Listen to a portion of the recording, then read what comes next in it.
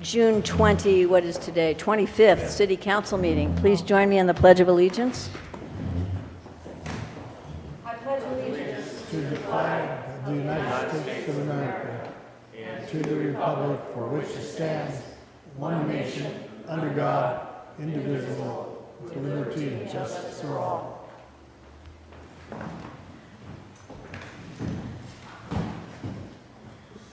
Councilmember Stern.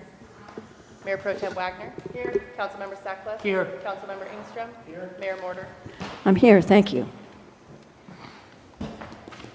Okay, we are privileged to begin our meeting tonight with a presentation, a special presentation from the Siskiyou Community Services Council and United Way about the 211 program and the proposal they hope to make to us, as far as I understand. So rather than Ren Brownell, who's on your agenda, who we are going to hear from is Larry Olmsted with United Way. Come on up, Larry, you're welcome.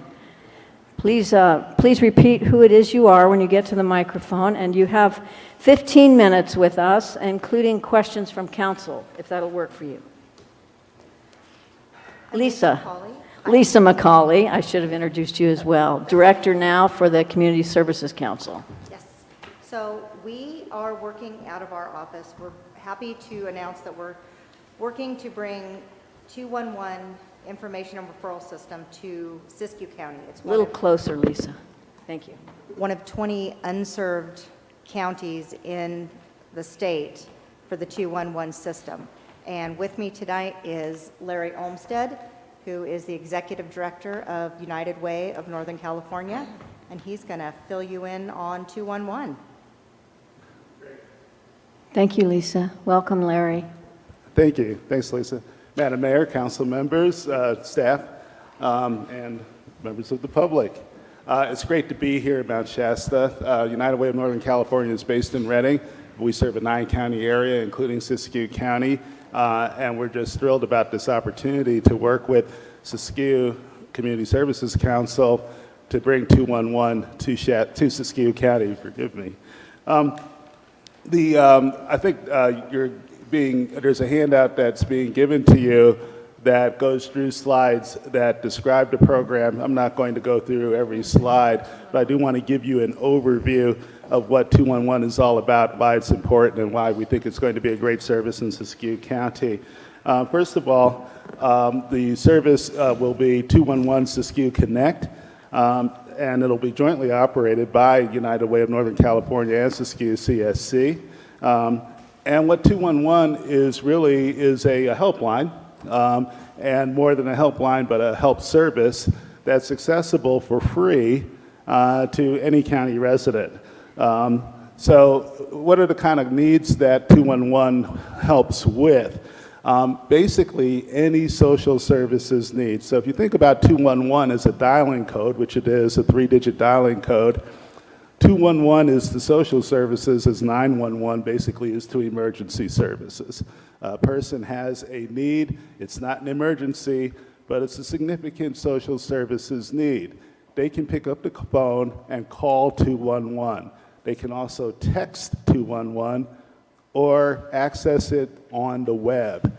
And what will happen when they do that is that they're going to get help. They're going to get information and referrals for any social services need. What kind of needs are we talking about? We're talking about, I've got a question about, where's a food pantry? Where can I get clothing? Where can I get housing?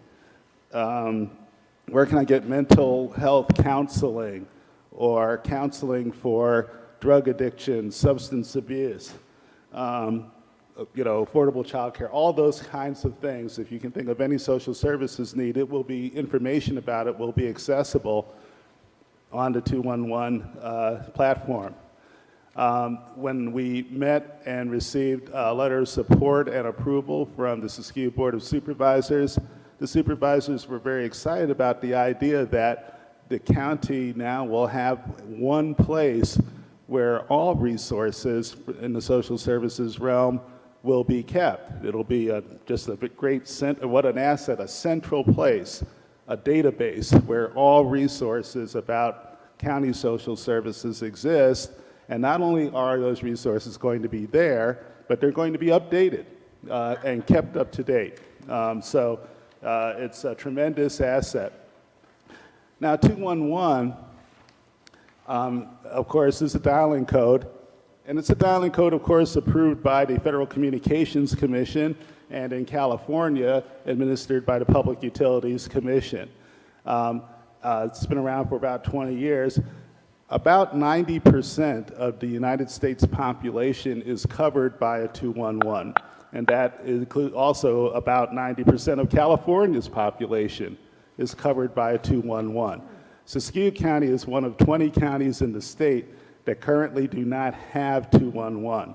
Those counties are primarily, as you might imagine, rural counties with relatively low population.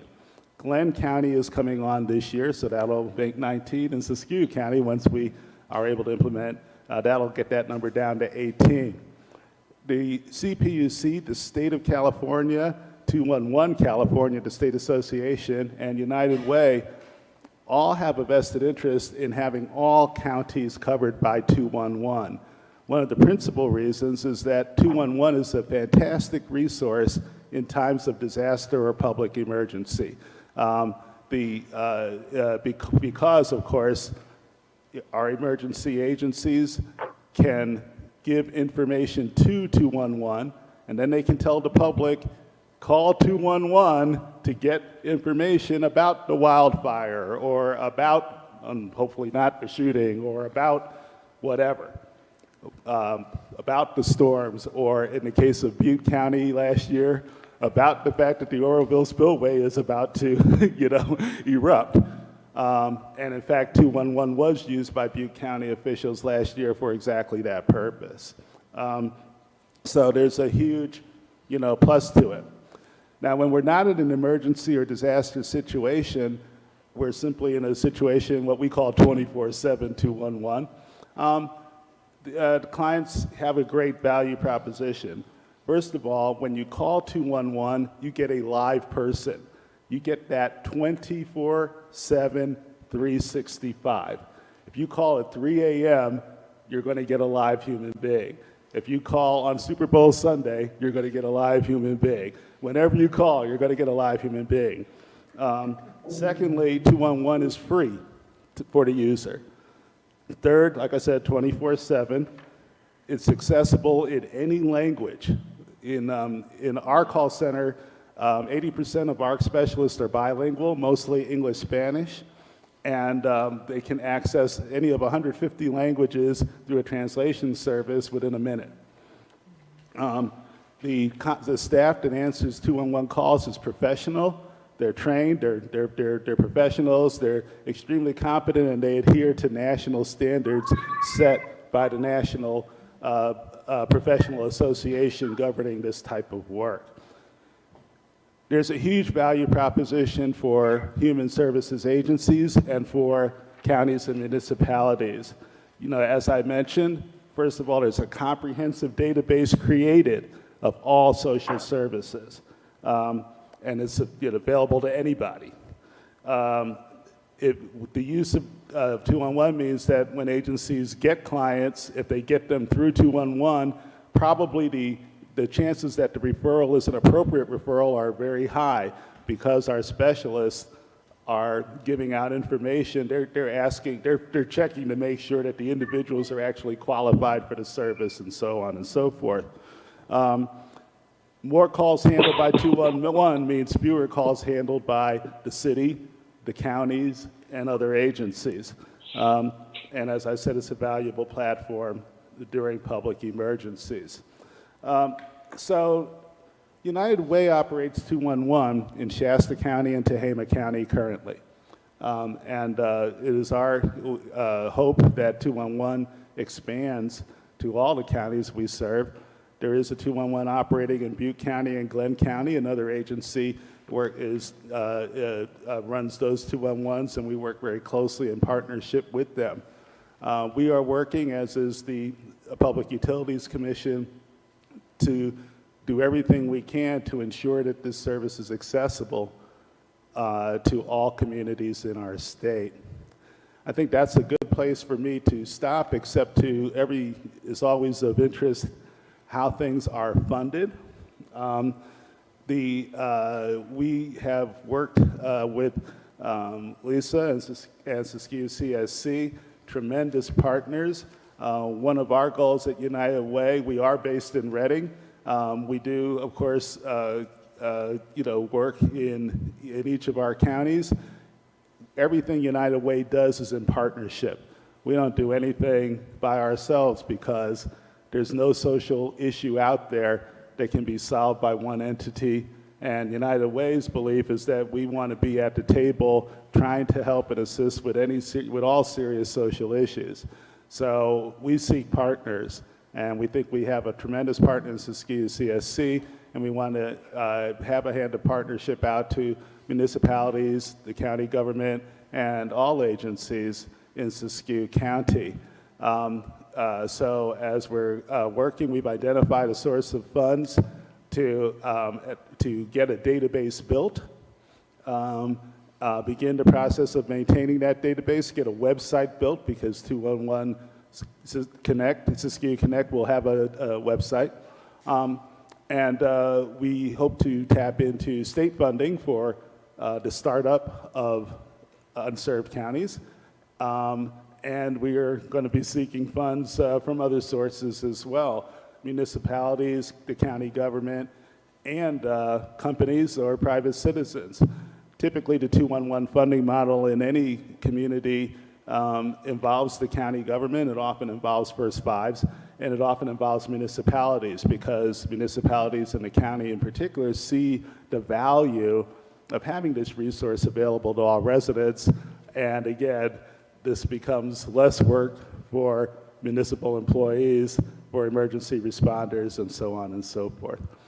So I'll stop there. I'm happy to entertain any questions. I'm sure Lisa's happy to entertain any questions as well. Thank you very much, Larry and Lisa. Questions of the couple here?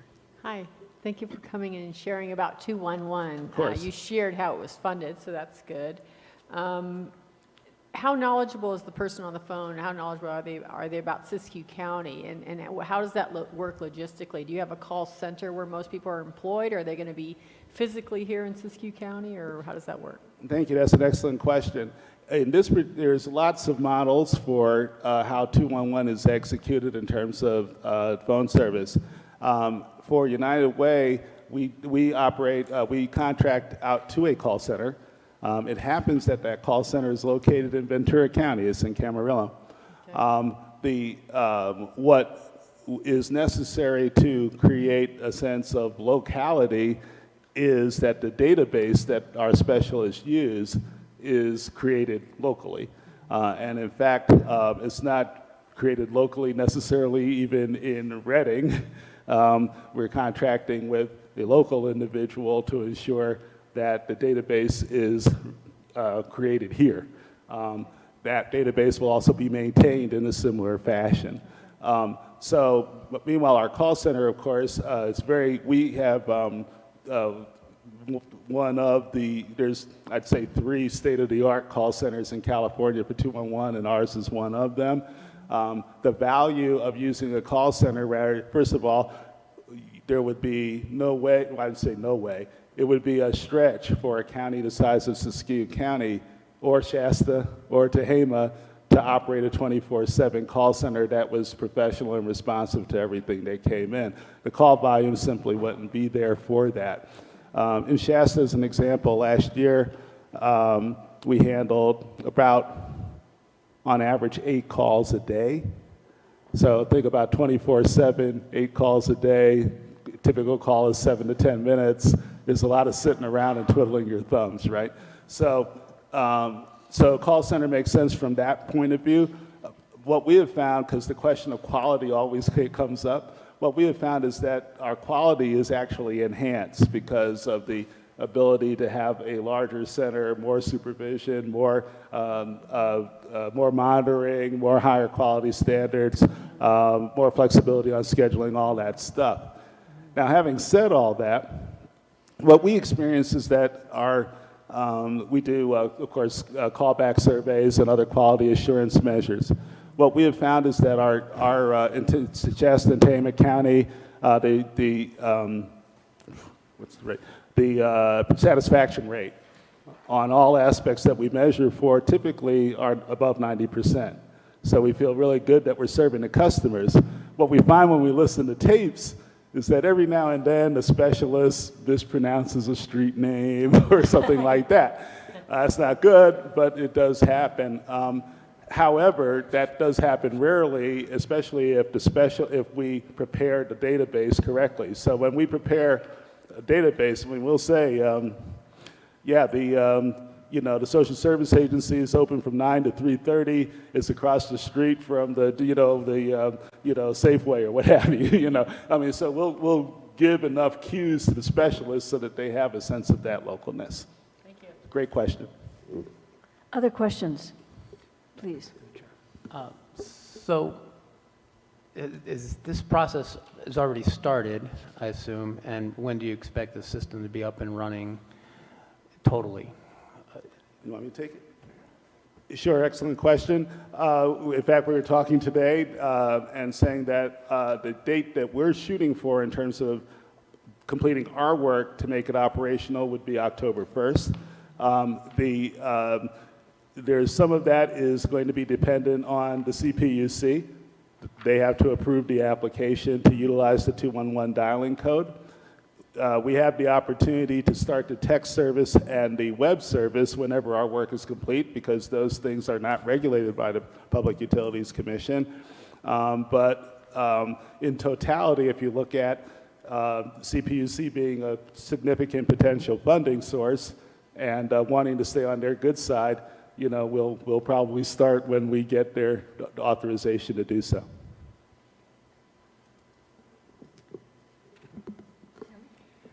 And is there anything that the City of Mount Shasta ought to do in support of this, either at CPUC or elsewhere? Well, thanks for asking. I'll let Lisa start.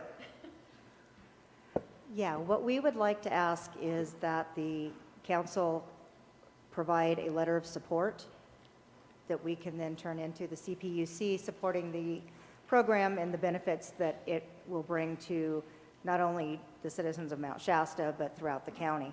The other thing that we're doing is we are going to each of the councils and municipalities and asking for a slight financial contribution to help sustain the program and give it a better shot at being really heavily used. We want to use this system as much as possible. We want people to be aware of it, and the rollout and the marketing is a big piece of that, letting people know it's available.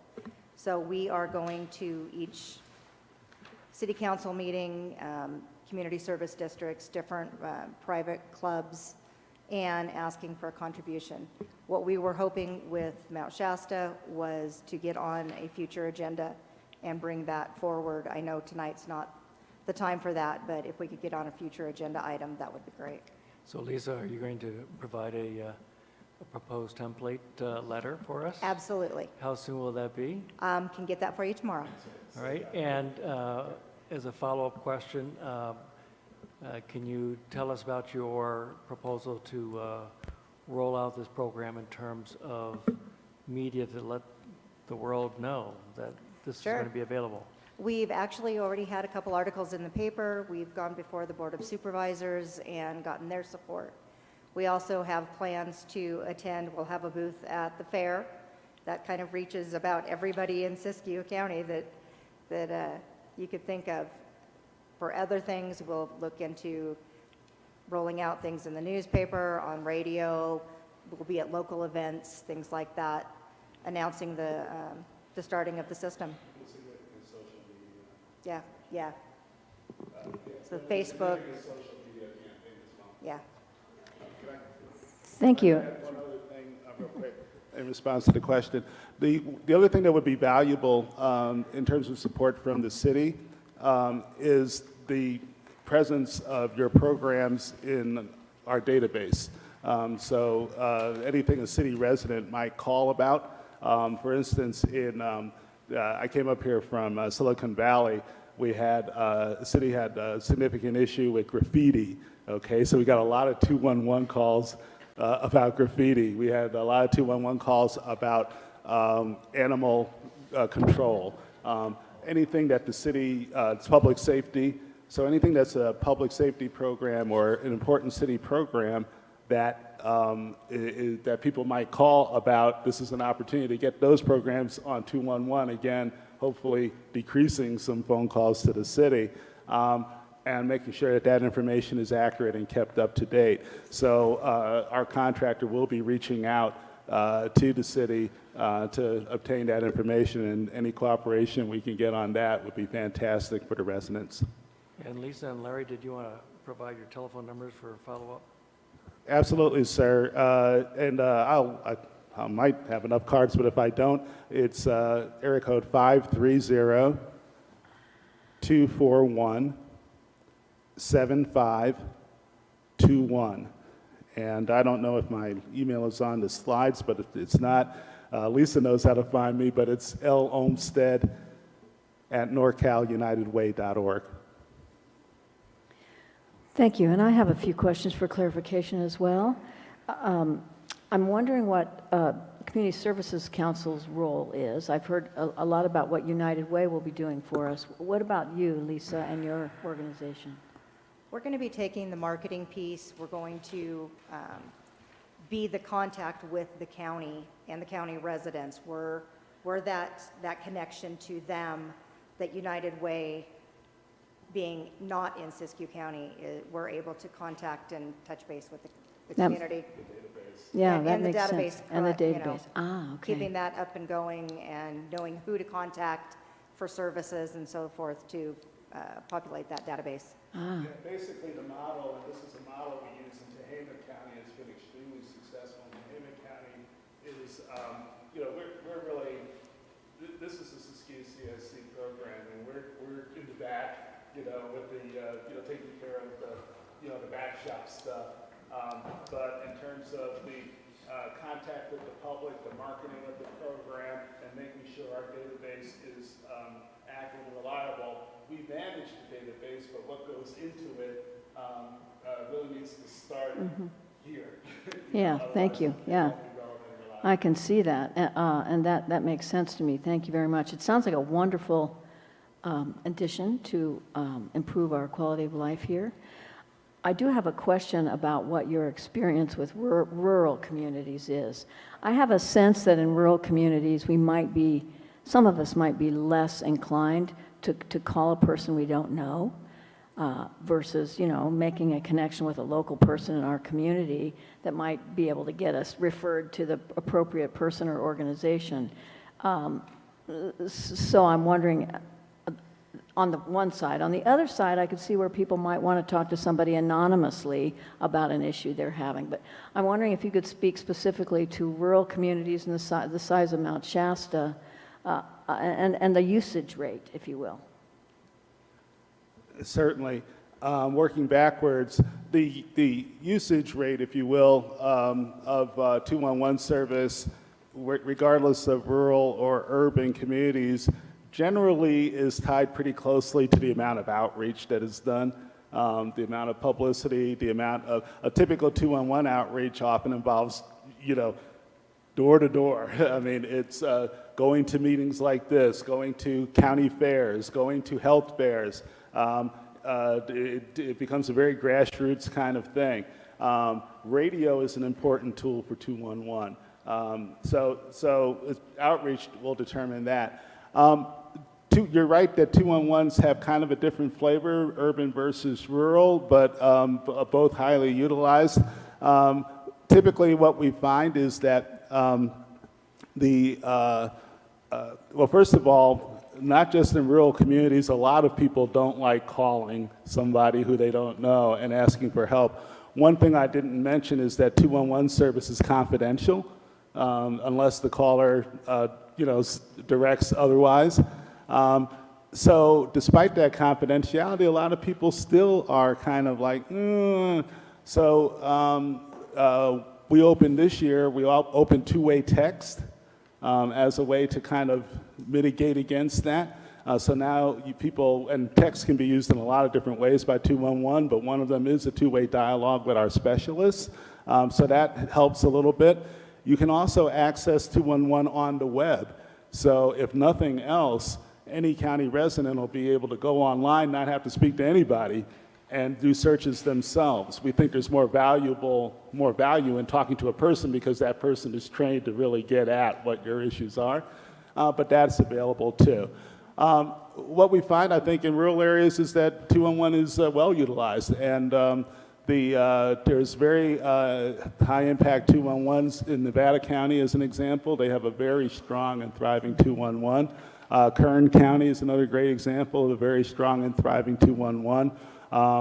San Benito County, so the service works. The biggest concern I have about Siskiyou County is the terrain. There are places here where telephone service sometimes does not work or is difficult to get through. Our introduction of text helps, okay, because sometimes you can get a text through when you can't get a phone call through.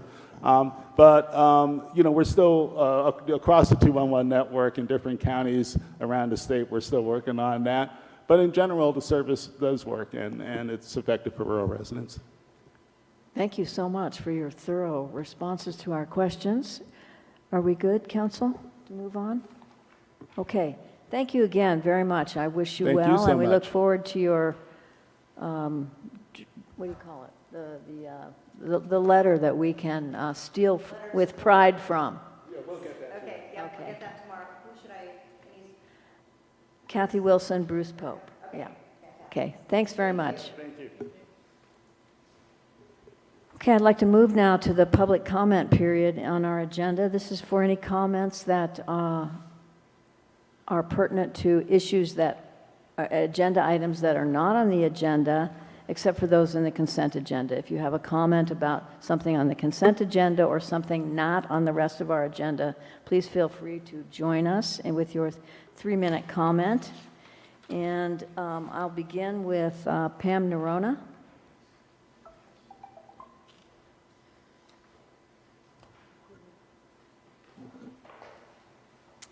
Hello, everyone. My name is Pam Nerona, and I live here in the city of Mount Shasta.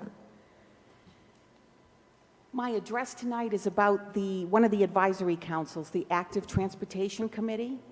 And I don't know if you know, but I submitted an application for a position with our Deputy City Clerk, Catherine, and Bruce, back on May 21st. As you know, I believe there are 6 vacancies. There are 7 seats, 6 vacancies. There's 1 individual that still sits on that board. My understanding is that the City Council is not going to invite individuals who apply for interviews until we get a few more people to meet that quorum number, which would be 4. So part of the reason I'm addressing you tonight is to draw your attention to something that I noticed at the last meeting of the Active Transportation Committee, which was Wednesday, January 3rd, 2018.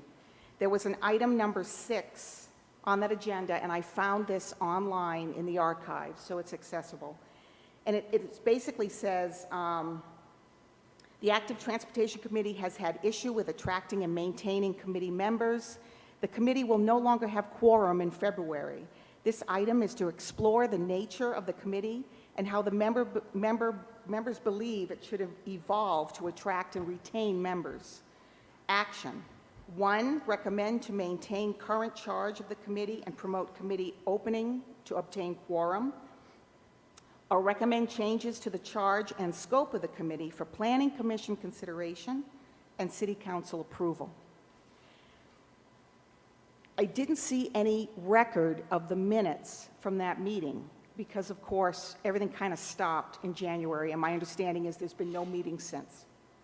So I was wondering, and I know you can't respond to my request tonight, but it might be something that the City Council might want to address to see where you want that committee to go.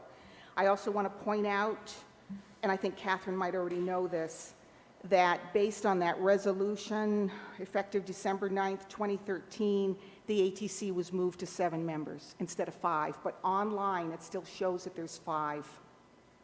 The reason I'm bringing this up is because I wrote a letter to the editor. I submitted it to Steve today, and it's basically a call to action for others in the community to put in an application to kind of try and fill those seats up to 4.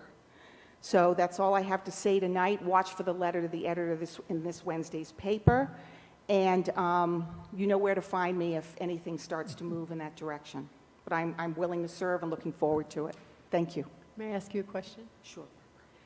Did it say why it went from 5 to 7 members in 2013? Do you know? And This was resolution number CCR 14-56, where they changed the name from Alternative Transportation Advisory Committee to Active Transportation. Just says effective December 9, 2013, the ATC shall consist of 7 members appointed by the mayor with the consent of the city council. okay, Nothing, I don't think. 2014. She said it was CCR 14, right? 14-56. This was Okay. October 27, 2014. Okay. Thank you. Thank you very much, Pam, for your volunteerism as well as your advocacy to the paper. Okay, next, I'd like to invite Lieutenant Commander Kyle Foster.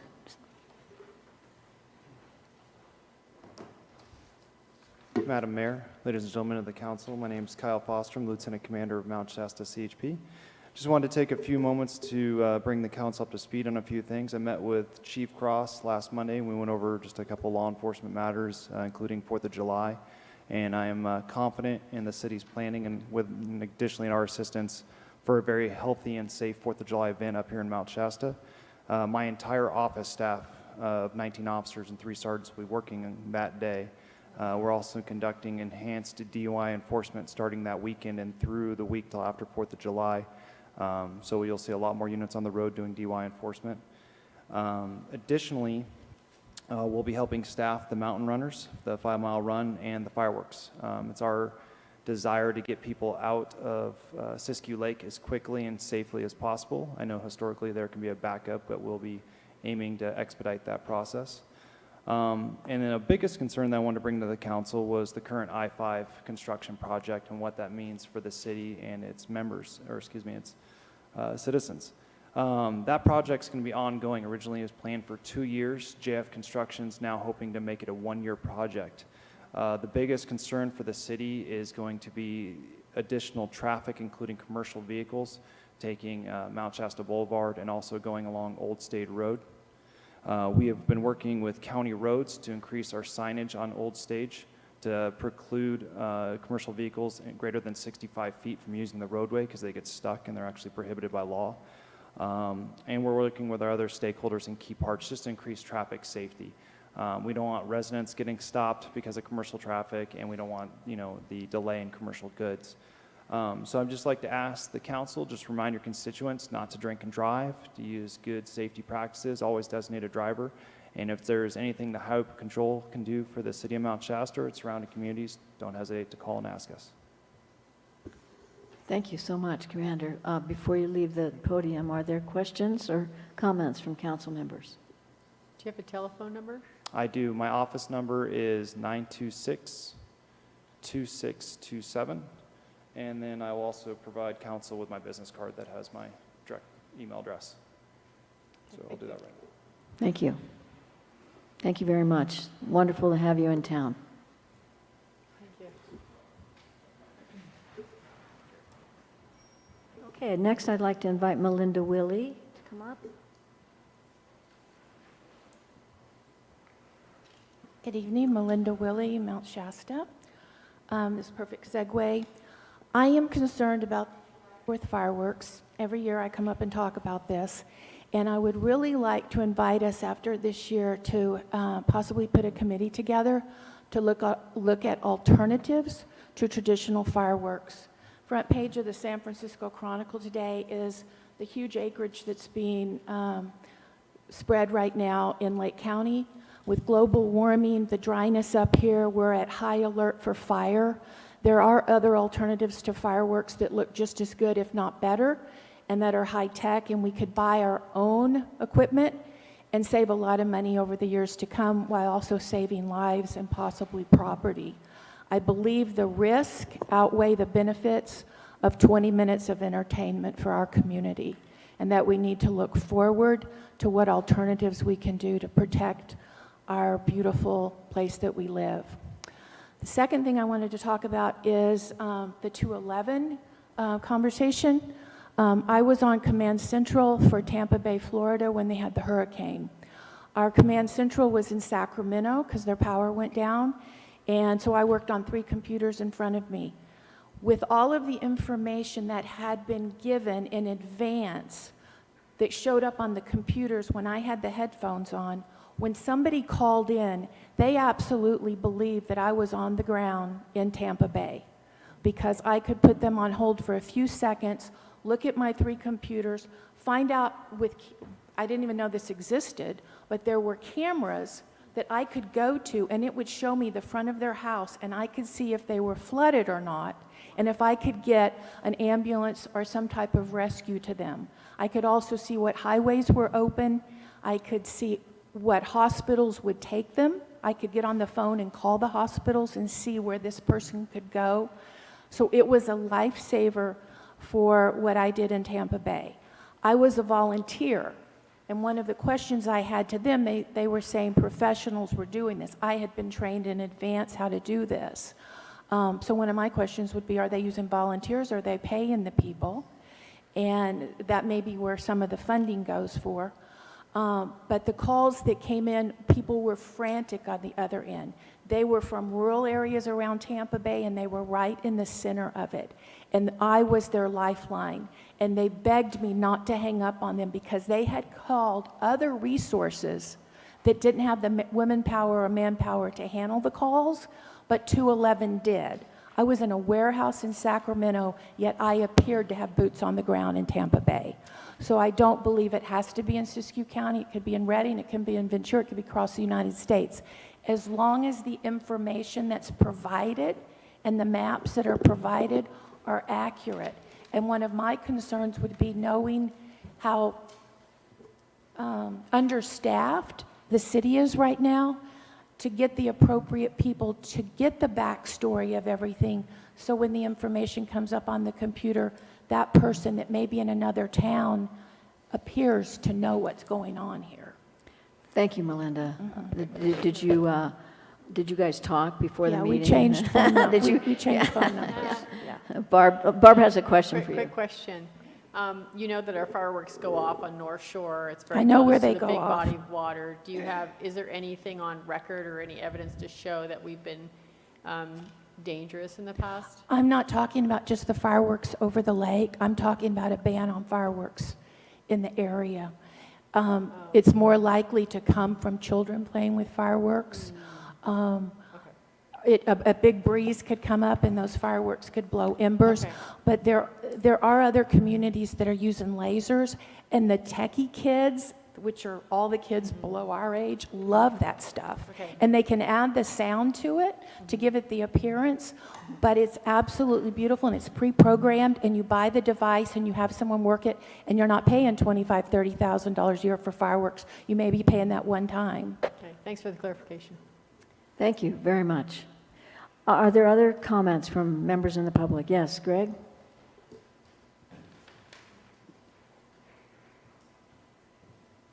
Greg Messer, Mount Shasta. I'm excited hearing about 211. And what comes to mind is all the work we've done with the homeless. The questions that were asked that were typical to a 211 call, like where can I find shelter, where can I find food, those are questions that homeless present. When we went through, and we still are going through, how do we manage the homeless in Siskiyou County, we're putting our process around the COC in Redding, as well as an HMIS system, which is a database of homeless that are registered with HUD. And so when you evaluate what our participation is going to be with 211, I would hope that you would also integrate the requirements of the homeless. And the big deal here is, one of the big discussion points with the HMIS system is the cost to access it, and what are the points that we need, single point of access, that kind of thing.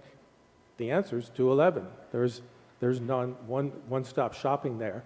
And not only that, the information that 211 has in their database about individuals that are living or working or surviving in Siskiyou County and they're homeless needs to be in sync with that database in order for our efforts to kind of not be, sidetracked. So that's all. Good point. Thank you, Greg, very much. Other comments, please? Okay, thank you. I will move on now then to staff and council comments. Bruce, would you like to start? Thank you, Mayor Morter. As I've reported as council in the past, staff has been working on various development opportunities, promotion of Mount Shasta. We recently have had dialogue with the Rural California Communities Housing Development Corporation that has expressed interest in building affordable housing in Mount Shasta. Part of that outreach generated a meeting here in Mount Shasta in which myself and Councilmember Stearns took representatives of the company around, showed various development opportunities that we saw as being probable, and discussed them with the company with the intent of encourage them to look deeper at Mount Shasta and hopefully to invest.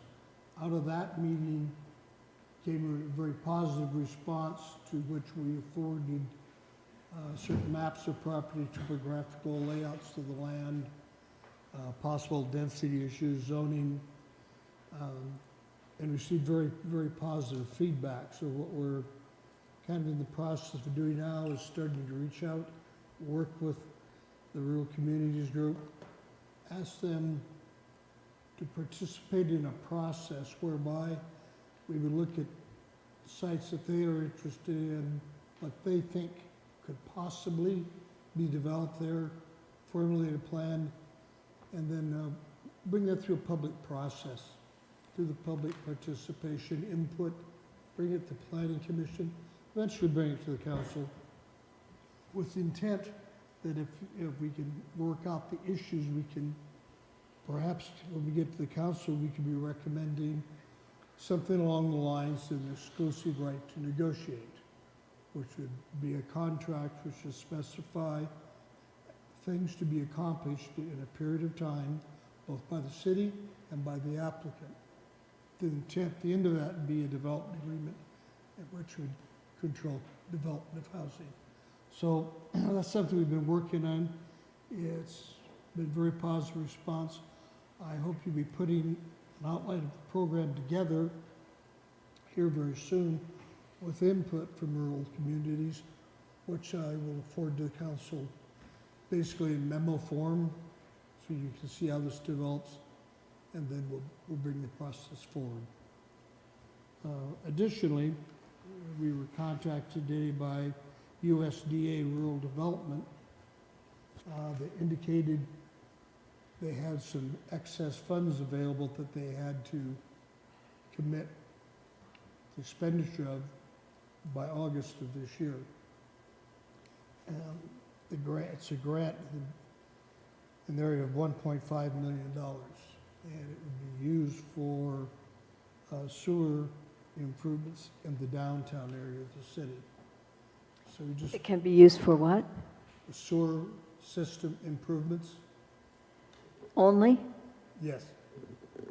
And so we'll be working with Rod and Juliana and getting back to Kevin Demers at USDA, Muriel with us, and see what we put together.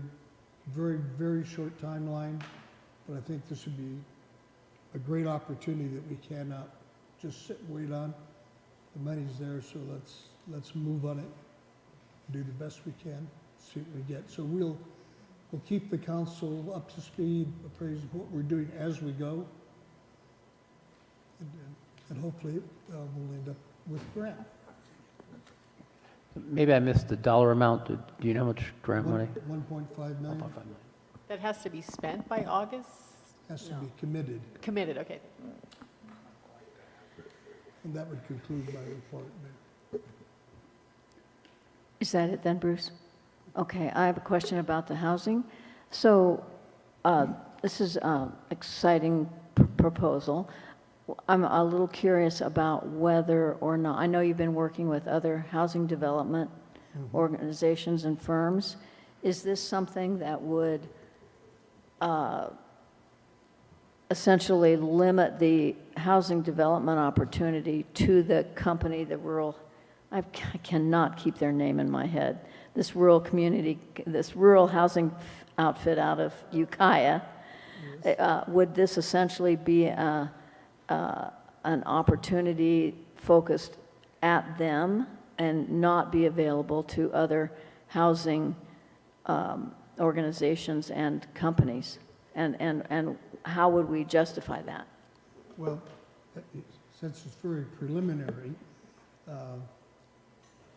what I would envision, we'll see if this works out, but what I'm going to push is we pick a site, one that the company's comfortable with and the city would be comfortable with.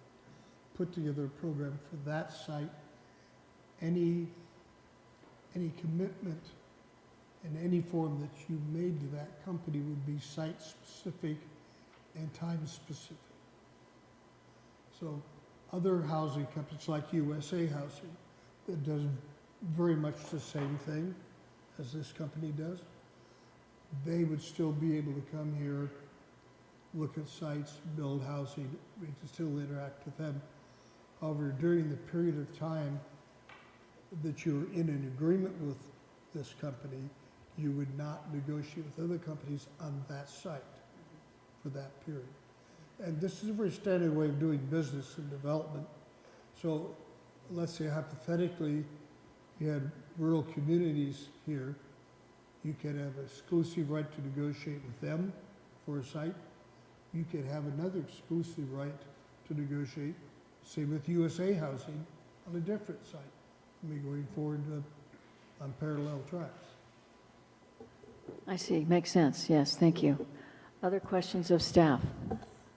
Yeah, getting back to these affordable housing possibilities, the main group that you're talking with, did they mention any financial commitment that the city would expect to provide in the way of infrastructure, land, or even cash?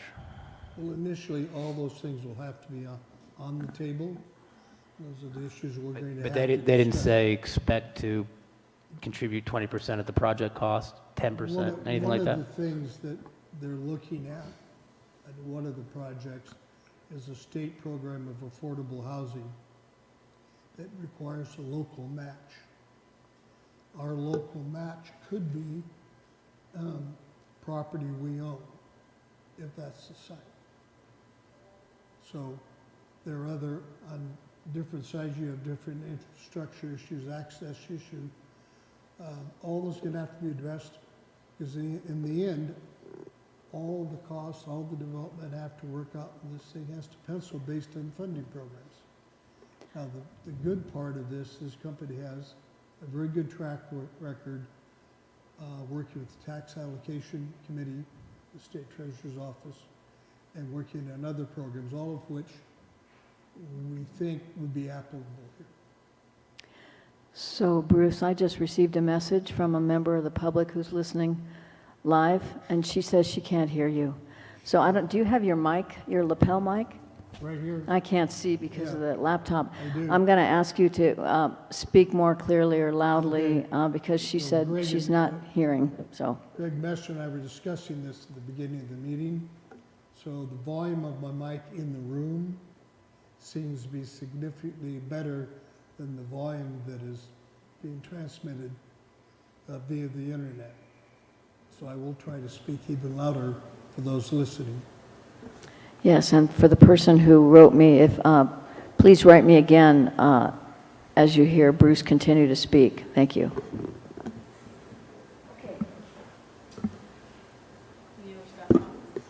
I'm sorry? Are there other staff comments? Okay. The suggestion from Greg is to turn up the volume on your PC and see if that helps. It might help. Okay. Okay, seeing no other comments then from staff, I'd like to move on to council comments. Who'd like to begin? I did submit the form for your review for the parade. Tim did suggest going towards a Trail Town theme, which I really strongly support. If we do that, I would rewrite the paragraph to adjust for that. And then, would you like me to pass that by you again, or just go submit it, or does it matter to you guys? That paragraph was written by me 3 years ago or something. I have no Unless, idea yeah. what you're talking about. You write something that Oh. you want the announcer to announce, the MC. I see, okay. Okay. So we'll continue to follow up on that through Catherine. Yeah, maybe we could send something out. I suggested we consider support for veterans as well because of the Grand Marshal. So just communicate through Catherine.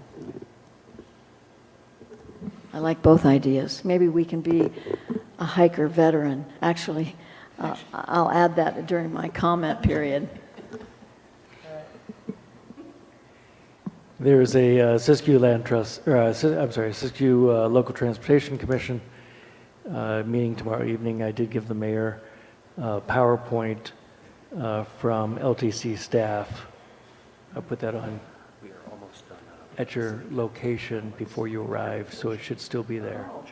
So you could take a look at that. I would hope that you might either A, attend, or B, give me feedback prior to 4 o'clock tomorrow.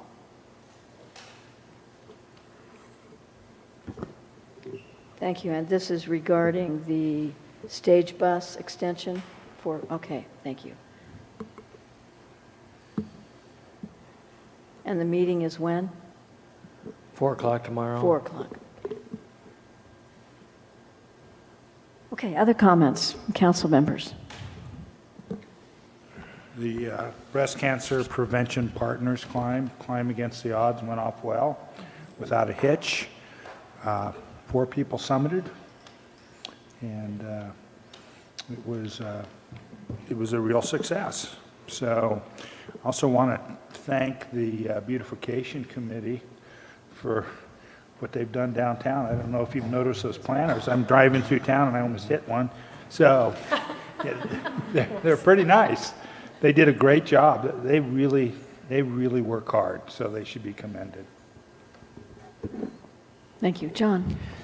On behalf of Mike Rodriguez and the Mount Shasta Recreation and Park District, last week the Park District Board unanimously decided to put a ballot measure on the November ballot that will be a parcel tax that hopefully will lead to $300,000+ in revenue to fund approximately $5 million or more of projects to enhance, rebuild, and refurbish different parts of the 3 parks that the Rec District administers to. You can check out the Facebook page for Friends of the Parks Mount Shasta. You have to have the Mount Shasta part in there because, believe it or not, nationwide there are lots of Friends of the Parks. The Friends of the Parks and Friends of movement in America is thorough and apparently all over the nation. So that measure does not have a letter yet, Mike? Or not yet? So the details will follow.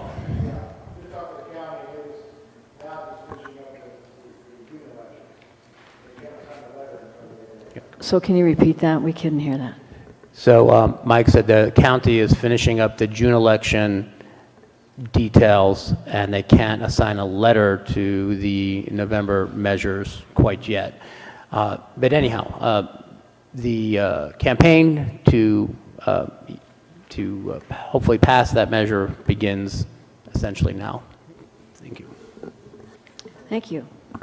So I too would like to add my kudos to the Beautification Committee. The planters are lovely, and I know they've looked at many alternatives trying to get us flowers downtown with ill-equipped light poles for the wait. So they look beautiful, and I hope we don't get any more tipped over, which I understand happened. One of them got tipped over. Anyway, they look beautiful, and I appreciate it. I also appreciated their report that was included in our agenda. Their work looking at how to improve Centennial Park, as well as the marketing, their public input they're going to take at farmers market. So if there are those of you who'd like to comment on Centennial Park development, which is the area sort of between the movie theater and the Taco Bell, a long thin strip there that runs across Morgan Way and behind and adjacent to the Black Bear, behind the Black Bear and the Treehouse. Yes, between those two. It's a beautiful area, and they're looking for ways to improve it. Kathy, I'd like to thank you for your newsletter. That it continues to be excellent quality, and I liked how it is you solicit input from other folks in the community. I really like the front page of it this time, which is all about Trailtown. For those of you who may not have heard yet, you know, the 4th of July marketing is intense right now, as it should be, and I want to extend the opportunity and invitation to you all to come out and help celebrate the 4th in the way that we do best here in Mount Shasta. The chambers work very hard on the band lineup and the vendors as usual. So 3 days of activities, so I hope that we all take advantage of it. The Trailtown event is scheduled for July 21st on a much smaller scale, but just with as much punch to celebrate the fact that we are already a trail town, and we have recently been designated as a pilot for the first trail town in the nation for the entire Pacific Crest Trail. So this is what we imagine will be a long-term partnership among a number of organizations, and this is a kickoff, fun opportunity that you'll see more about as the weeks unfold. I'd like to thank Rotary for its work on bringing Castle Cragg's Century Ride over the weekend. Very successful, beautiful, 225 riders, I believe, from throughout the state, and I believe some from Oregon. It was a beautiful day for it. An incredible amount of work that goes into signing and publications, and the day itself, the web advertising. It's quite a venture. And those people who come to ride stay in this town and leave some of their hard-earned cash behind. So Rotary, thank you for the hard work of every member in the club works on that event. And while I was there was unfortunately an accident by a woman who ended up with a terrible face rash and a broken bone in her hand. Our firefighters responded, as they always do, very professionally, very caringly, both staff and volunteers, and I was again impressed at the degree of professionalism and care that they were able to administer to her. Clean and Safe, a group of, I understand, about 40 folks came out today to clean up the town in preparation for the 4th of July. There were folks from, there was a group of 20 or so youth from an organization in Weed. We had the Siskiyou Land Trust out. We had the Mount Shasta Trail Association, of course, and then the Clean and Safe folks. They cleaned up North Old Stage and South Old Stage. They cleaned up Abrams Road, and they cleaned up Spring Hill Road. The result, 7 truckloads of trash that they hauled to the dump today. So kudos to that group of 40 or so folks who continue to decide that cleaning trash is one of their passions, and it certainly makes a difference to us. Lastly, the comment I made about veterans and hikers, one of the aspects that we will be featuring as part of the Trail Town partnership is sponsoring and not sponsoring, but contributing to a program called Warrior Expeditions, which is a program that has warriors, veterans, walk off the war. And one of the things they have in their program is the Pacific Crest Trail. So there are, I believe I'm correct, 6 or so veterans that are walking the trail. They are currently in the Sierra area. We're hoping that the timing will be just about right for our July 21st event, and we hope to treat them well when they get off the Pacific Crest Trail and come into Mount Shasta. There'll be a donation opportunity at the Mount Shasta Trail Association booth as part of the Trail Town celebration on the 21st. An opportunity to show our veterans our support for their service. Okay, that's it for me. Thank you. Long Before list. we Yes. move on, I'd like to hear from the Deputy City Clerk as to what vacancies we might have on our committees. Thank you, Madam Mayor, members of the council. Can't hear you very well, Kath. What volunteer opportunities do we have, Kathy? Currently, our Active Transportation Committee has 6 vacancies. Our Community Economic Development Advisory Committee has 1 vacancy for a representative of a local financial services business. And our Downtown Enhancement Advisory Committee has 2 vacancies. And what does someone have to do to volunteer for any of those committees? People can call me at City Hall at 926-7516. They can find me online at the city website at mtshasta. I forgot. CA. CA.gov, thank you. Contact me at City Hall. Okay, what does Active Transportation Committee do and those other 2 committees you mentioned? Anyone that's interested is welcome to contact me at City Hall, and I'll go further into depth. Okay. Okay, Paul, you had something to add? Yeah, I'd forgotten to say about the Castle Craig Century. I've been in a lot of Century rides, and it is probably the best ride I have ever been in, including rides around Lake Tahoe for the volunteerism, the friendliness of the volunteers, the scenery. It's absolutely fantastic. You know, I just think they do the best job of any other group, of any other ride I've ever been in. I've been in lots of them, so. Thank you. I'll pass it on. Yeah. Yeah, thank you. Okay, let's move on now then to item number 8 on your agenda. That's a public hearing for utilization of CDBG. Are you passing the consent agenda? Oh, I passed the consent agenda. I did, but not intentionally. Thank you. Okay. So I'll read the consent agenda. City manager recommends approval of the following consent agenda items. All resolutions and ordinances on this agenda or added hereto shall be introduced or adopted as applicable by title only, and the full reading thereof is hereby waived. A, approval of minutes, June 11th, 2018, regular city council meeting. B, acceptance of Brown Act committee minutes, Community Economic Development Activities Committee, February 13th, 2018.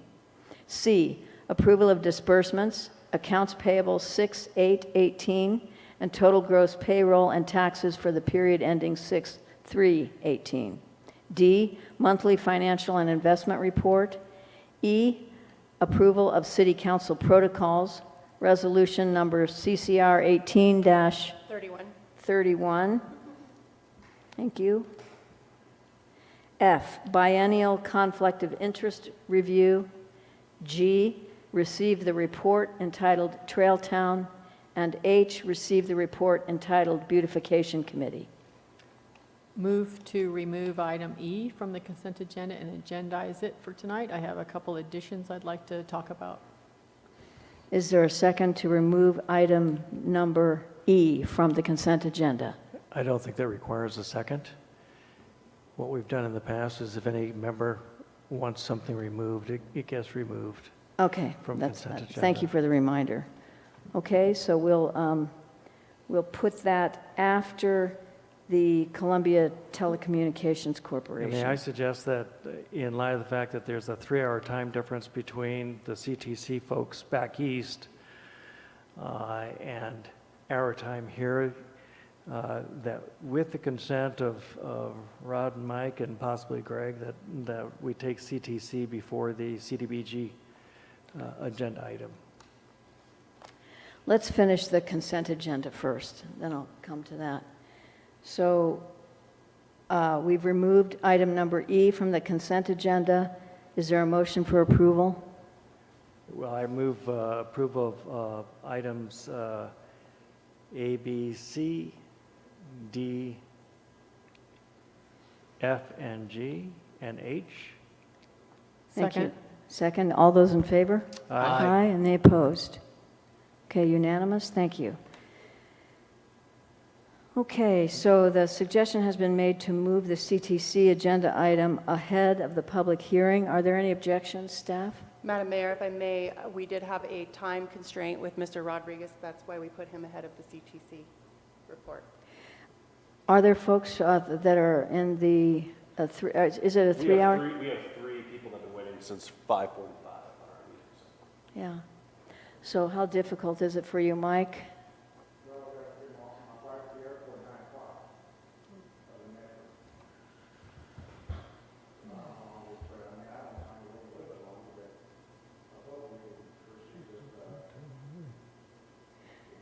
Okay, with apologies to the CTC folks, let's go through the public hearing as quickly as possible. I see few people in the audience, so we'll continue with the way it is. So staff, may we hear your report, please? Item number 8. Yes, Madam Mayor, we now have the opportunity to, we have some CDBG program income funds available that we would be able to roof the building that we're sitting in right now, and we're looking at doing that because of like the heat and air conditioning that we now enjoy. A little louder, Muriel, As please. well as the seniors, because it's a senior center, we would be able to fund the roof, the replacement of the roof on this building. That's what we're bringing to you tonight. So it's just a public hearing at this point for comments and things like that. Are there questions of Muriel before we go to opening the public hearing? Just a detail question. Is there particular materials you're using, composite shingles or metal? Is there any standard roofing materials? Is it? I think perhaps Rod can answer that question. Okay. Metal. The answer to the question is metal. It's metal? Okay, thank you. Go ahead. Just a quick question. So this would be a grant to the district from the city? Correct. Okay.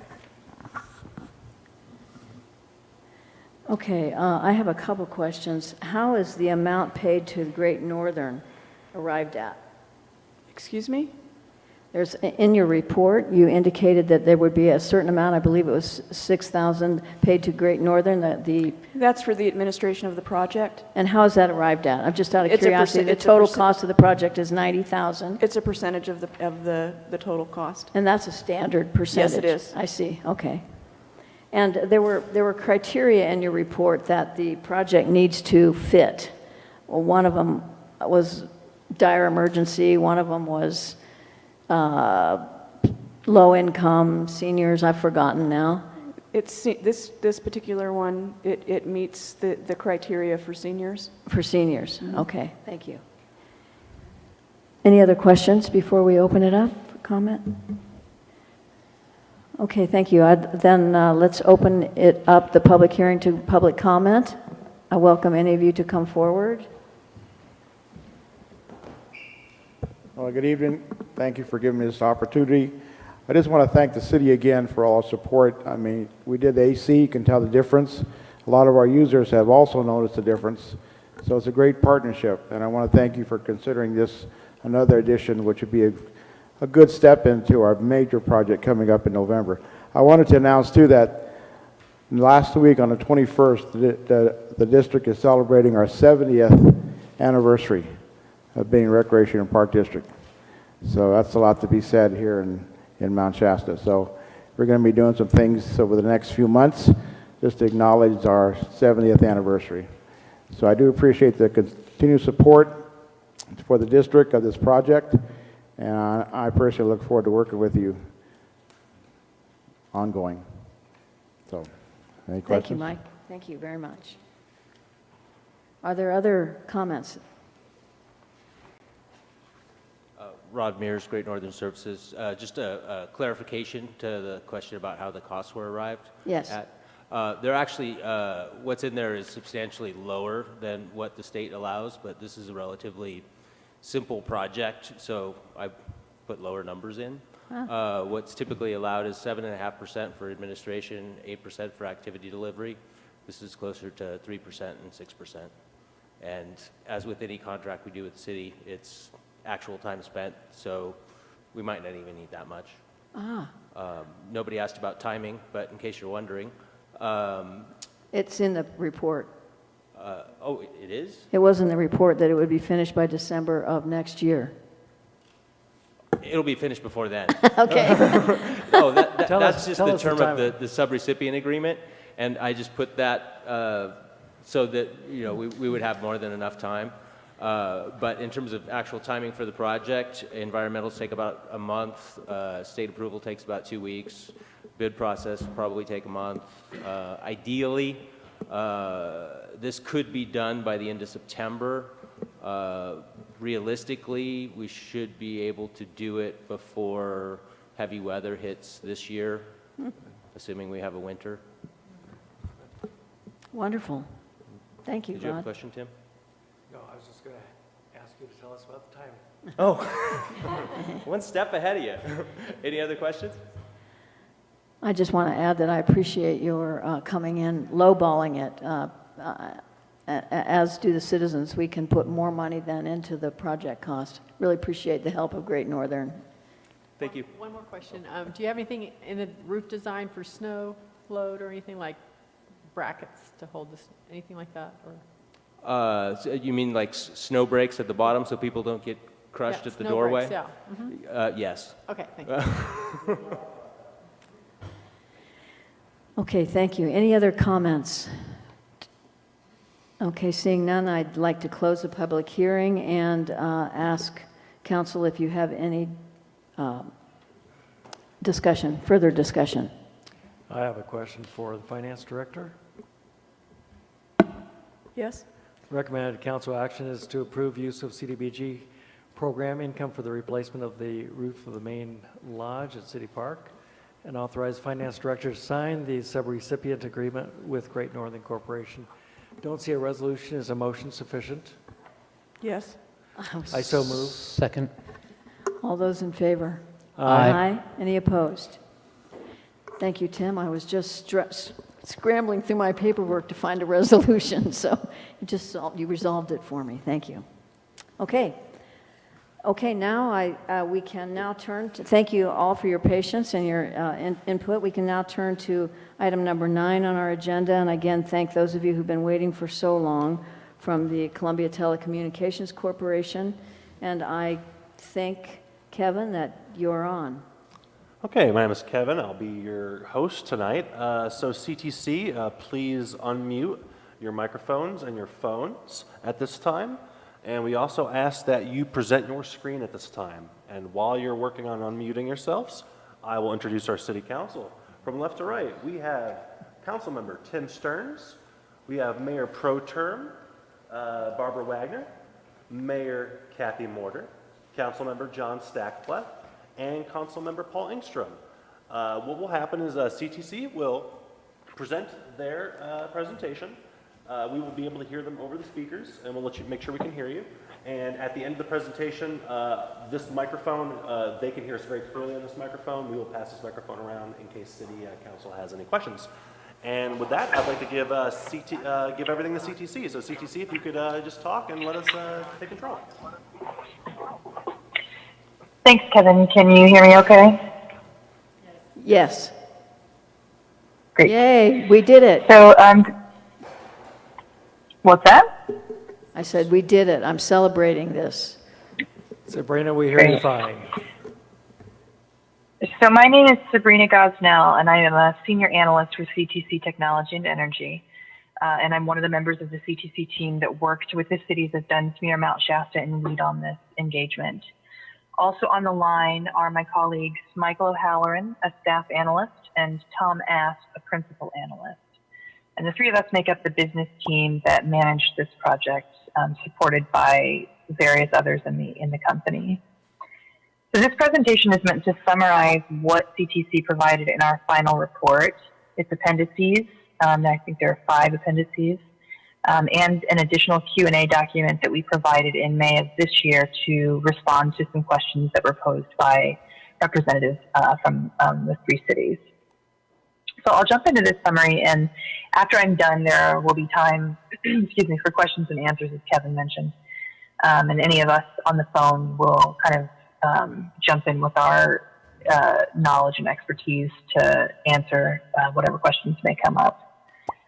So our analysis primarily sought to identify and evaluate gaps in the available service for residential and business users throughout the cities, and to help the cities develop strategies for addressing those gaps. So this report offered a range of analysis related to the financial and business implications of different approaches to potentially enabling and possibly deploying broadband infrastructure. Overall, what we wanted to do was help the cities decide, determine what actions they might be able to take to encourage, enable, and potentially develop infrastructure to support enhanced broadband access in Dunsmuir, Mount Shasta, and Weed. And we did that in the context of pragmatic business and financial projections while considering the stated needs of users in the area and the perception of leadership from the cities. So coming into the project, there was an assertion from leadership at the cities that services in the area lagged behind the rest of the country, and that there was perceived widespread frustration in the community with existing services that were available at the time. So to achieve those goals, and as a foundational step to developing our report, CTC met with a range of stakeholders and representatives from the cities. Michael O'Halloran, who I mentioned is also on the phone, traveled with me to the area in early 2017, where we met with several groups, including local business representation, city stakeholders and leaders, and members of the local provider community. At that same time, an engineer from our outside plant team was also on site evaluating the physical attributes of the cities that would impact broadband deployment, both wireless and wireline. So our engineer looked at things like poles and tree coverage and other characteristics of the actual physical terrain of the area and the existing local infrastructure to help inform CTC's analysis of what kinds of practical and financial implications and considerations might exist for infrastructure deployment.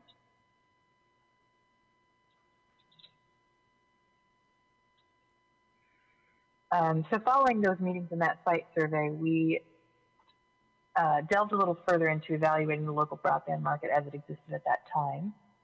We also created a conceptual design and cost estimate for a fiber network that would pass every home and business in the cities. So that universal or ubiquitous deployment was an articulated goal of city's leadership when we began the project. We developed potential business models for necessary fees, costs, funding, and financing for the network to cash flow. And we created a draft request for information, or RFI, for potential partnership with the private sector. And those efforts underpin this analysis and the resulting report and its attachments, and the follow-up Q&A document that we developed in May, just a few weeks ago. And also throughout the course of this project, we made efforts to maintain a dialogue with representatives from the cities, answering any questions as they came up, including the preparation of a detailed Q&A document last fall, following a series of meetings and written questions posed by the cities. So that Q&A document is actually attached to the report as Appendix B. So there are two separate Q&A documents, one that was attached as an appendix to the report and one that was prepared a few weeks ago. And that's just a summary of the methodology we used in preparing the final report and the written deliverables for the cities. So what we learned at the time about the existing broadband market is that the options were somewhat limited compared to available broadband service nationwide, although both Cal-OR and Northland were working at that time to improve both their existing infrastructure and their service offerings. It's also really important to note here that in the analysis that we conduct, not all service offerings are available in all areas. So there may be areas where there are outliers where nothing greater than DSL service is available, for example. We did note that at the time also that available speeds in Dunsmuir and Weed were lower than what could be purchased in Mount Shasta. Many of the stakeholders that we met with complained of inconsistent service and inadequate speeds, issues with dependability. And this was from both a residential and a business standpoint, as well as from the perspective of city representatives who were receiving that same input from members of the community. At the time we prepared the report, the maximum available speed in the area was about 24 megabits per second download, though we were advised that those speeds would be significantly increased by the end of 2017, specifically for Northland. Today, both Northland Cable and Cal-OR are offering speeds up to 100 megabits per second down and 10 megabits per second upload speed. And so this is a key. Sabrina, can you please hold? We have a train coming by. It's very hard to hear you in the train. Sure. Also, are you on speakerphone on your phone? I'm not. Okay. So the quality, because the phone call that you're coming on is just a little bit fuzzy, but.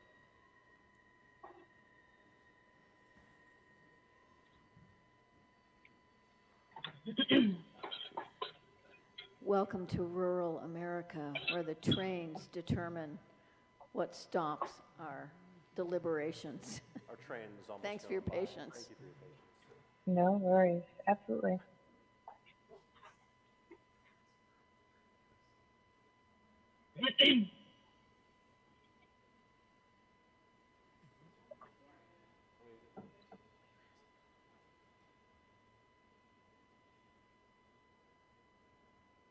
Okay, the sound is gone. Sabrina, would you like to continue? Sure. So, as I was saying, today, both Northland and Cal-OR are offering speeds up to 100 megabits per second down and 10 megabits per second upload speed. And this is a key issue. So, the FCC's definition of a service level that constitutes broadband is 25 megabits per second download speed and 3 megabits per second upload speed. So at the time that this study started, the service that was available widely in Mount Shasta, Dunsmuir, and Weed didn't actually even technically qualify as broadband service. But today, that available service in the region is 4 times the download speeds the FCC considers broadband. So as I mentioned, I mentioned earlier speeds nationwide and how the cities compared to other localities throughout the U.S. So comparable to other areas throughout the U.S., the cities of Mount Shasta, Dunsmuir, and Weed are actually pretty well served at this point. And this is especially true compared to other small cities, so other cities a comparable size to Mount Shasta, Dunsmuir, and Weed. 100 megabits per second download speed and 10 megabits per second upload speeds are very fast. So our report outlines 4 overarching potential approaches to increasing access to competitive broadband services in the cities. The first approach involves encouraging the local provider community to upgrade existing infrastructure. So as I noted, both Cal-OR and Northland have begun that process. The second approach, or I'll say that the other 3 approaches that I'll discuss are what I'll call construction models. And that means that they'll require some sort of infrastructure investment from the cities. And the most important thing to know about these models is that all of those construction models that require an investment from the cities would require at least $10 million in startup funding. So that means $10 million of grant money or cash on hand or some other source of funding that wouldn't have to be paid back or otherwise recovered by the cities would need to be expended on each of those 3 construction models. And so those models are: the cities could choose to construct a publicly owned network where the cities, or potentially one lead city acting on behalf of a consortium of all the cities, would act as the retail service provider, or RSP. So we use the term retail service provider to encompass not only internet service providers, but also providers of other retail services, that might be delivered over a fiber network, things like voice, video, data, security monitoring, and so on. Another option is if the cities chose to pursue a competitive access model, which would entail the cities constructing a fiber network and leasing that infrastructure to an outside entity that would act as the RSP. And the third construction model and the fourth approach to enhancing broadband access is if the cities opted to pursue what we call a community access model. And that would look like the cities constructing a fiber network to enable multiple RFPs to sell services. And this approach includes the Ammon, Idaho model, which was raised by city representatives as a potential model that the cities may want to consider. Excuse me. So I'll talk a little bit about what each of these models might entail for the cities, given that they all carry different degrees of potential risk and reward. The first model I mentioned is not really a model necessarily as much as it's an approach, and it involves relying on the private sector to address service availability issues in the community. And obviously this carries the least amount of risk for the cities. So especially given that some local providers are already taking steps to enhance available services throughout the through network upgrades and enhancements, this might be an attractive option for the cities. That's one end of the spectrum where the cities wouldn't need to take a significant investment risk or other operational risk. And then on the other end of the spectrum is the possibility of the cities working together to construct a publicly owned network and become the retail service provider directly serving the end user.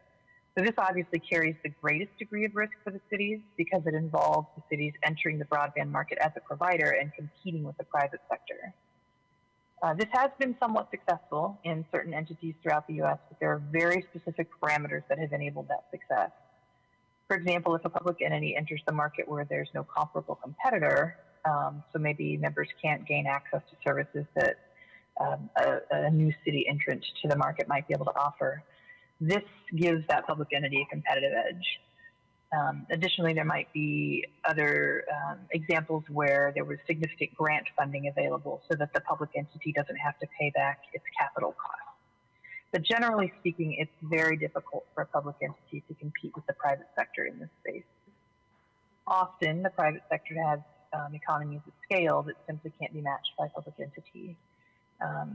So, for example, most private sector providers can spread their costs out over multiple markets. And obviously that's not the case for a public entity or even public entities that are banding together the way that the cities might. So for the cities, given the cost of construction and the necessary take rates to make the enterprise cash flow, the cities wouldn't be able to offer competitive prices to consumers. And in fact, in our analysis, we were actually, as we were now analyzing cost estimates and conducting financial analysis, we weren't able to produce a cost model in which the cities could achieve positive cash flow while acting directly as the retail service provider. So it would be extremely expensive and extremely risky. So there are actually two variations of what we have called a competitive access model, where the cities would develop a fiber network and lease that infrastructure to an outside entity that would act as a retail service provider. One of those is based on a partnership between the city of Westminster, Maryland, and its partner King Internet, and the other is based on the Huntsville Utilities partnership with Google Fiber. And in each of those partnerships, the public entity made a significant investment in infrastructure that was leased in some capacity to the private provider. And in each of those models, the public partner constructs, owns, and maintains a fiber network that passes every home and business in the cities, while a private partner places electronics to light that network. And in each of those variations of the competitive access model, the private partner actually serves the end user. So the cities wouldn't be responsible for managing the customers. Both models would require an FTTP deployment, as I mentioned.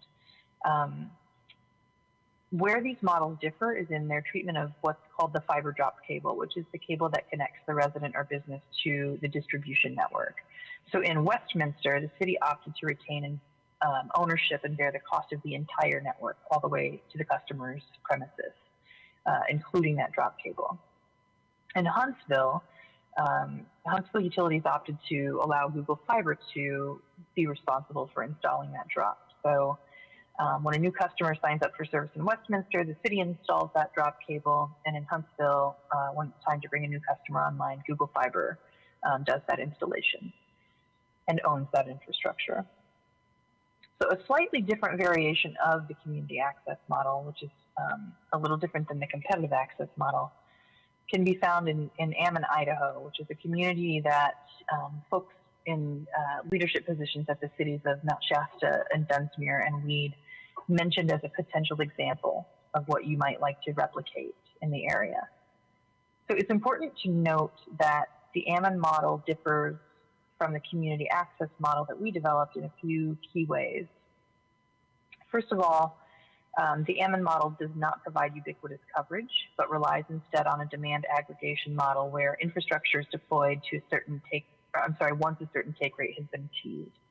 So this is similar to the Google Fiberhoods approach in Kansas City. In Ammon, the reported necessary take rates have been in about the 67 to 70% range, which is very high. As a comparison, our analyses are usually based on about a 35% take rate. Another thing to note about Ammon is that each subscriber is actually required to pay a $3,000 infrastructure fee, and that's either upfront or can be financed over 20 years. And then each subscriber also pays the city of Ammon a monthly infrastructure fee if it's financed, and a monthly operations and maintenance fee.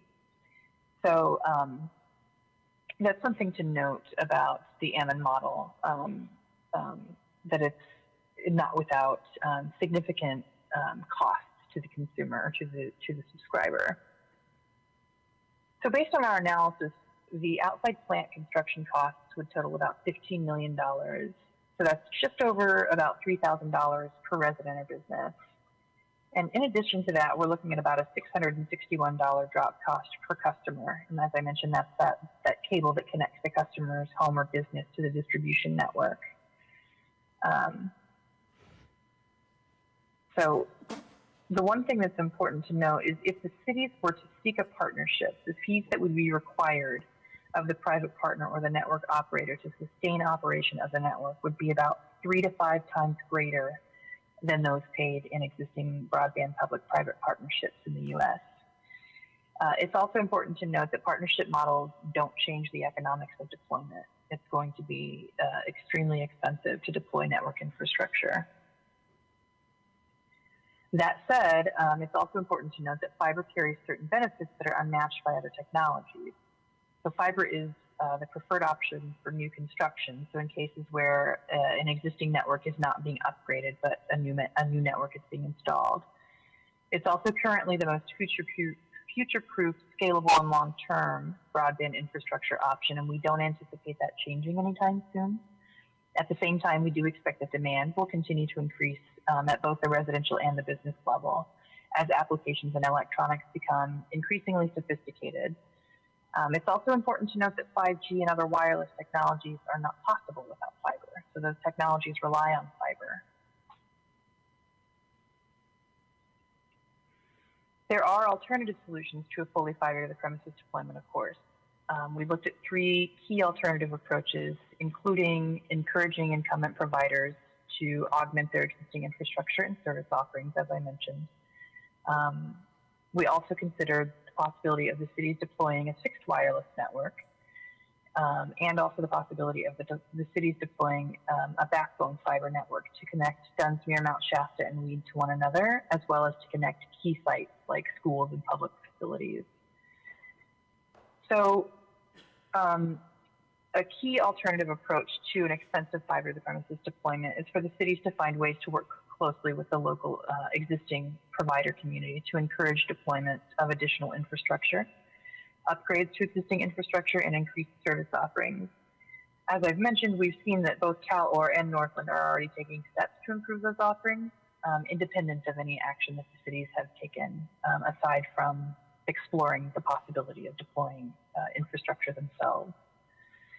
Another alternative we considered is creating a backbone between the 3 cities that would connect them together and support connectivity to key city sites like schools and other facilities.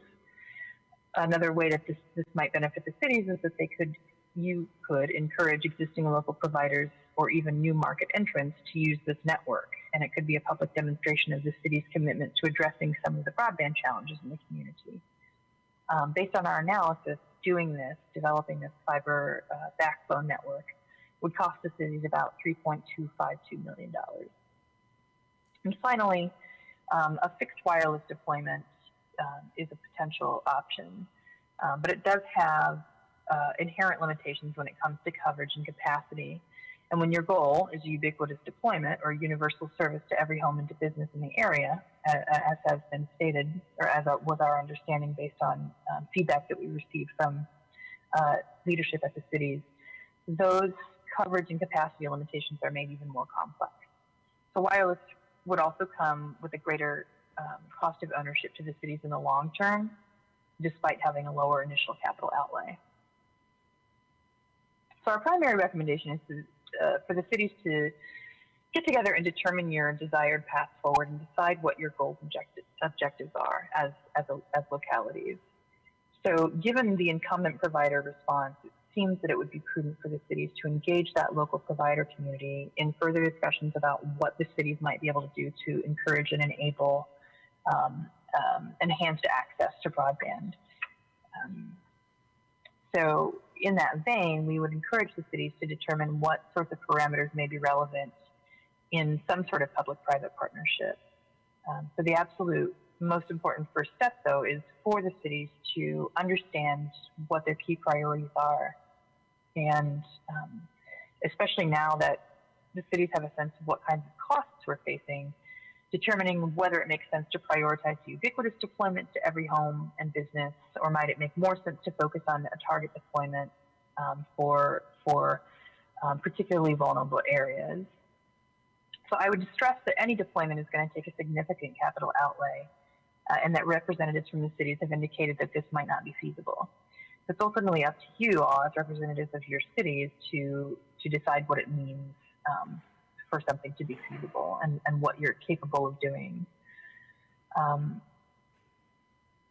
So I think one of the key things that we recommend is further discussions with local providers to determine how you might be able to obtain additional commitments from local providers to increase speeds and expand service offerings, upgrade existing infrastructure, and possibly even develop new infrastructure to supplement their existing networks.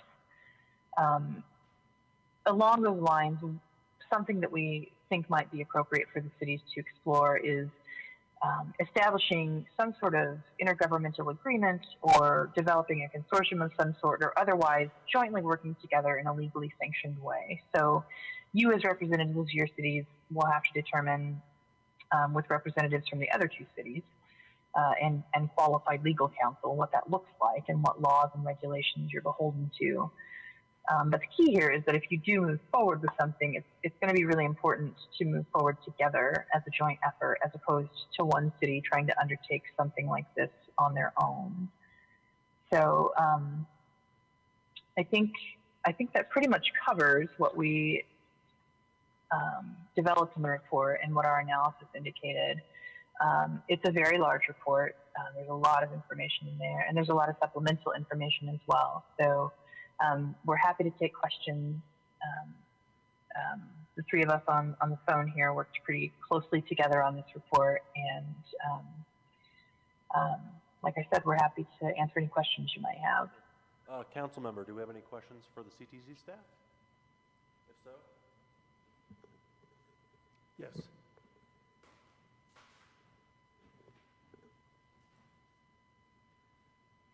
Okay, Sabrina, this is Tim Stearns. Mm-hmm. And for any of you, I'm going to ask a series of questions just for clarification. Can you hear me? I can hear you, yes. Can you hear me? All right. Based on the final report, CTC recommends that the cities do not issue an RFI. Is that correct?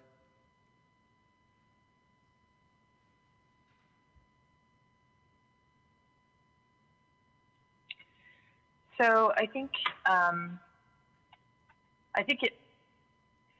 don't think that it's necessarily, yes, I would say yes, that's accurate. The reason being, I think it's more important that the cities work together to determine what your goals are and how you can work with your local provider community. So I think at this point, issuing an RFI, as the cities were planning to do, is probably not the best use of your resources. All right, and based on the final report, does CTC recommend the cities go ahead and engage the community in surveys to determine satisfaction rates, perceived needs, possible take rates, et cetera, as was previously discussed?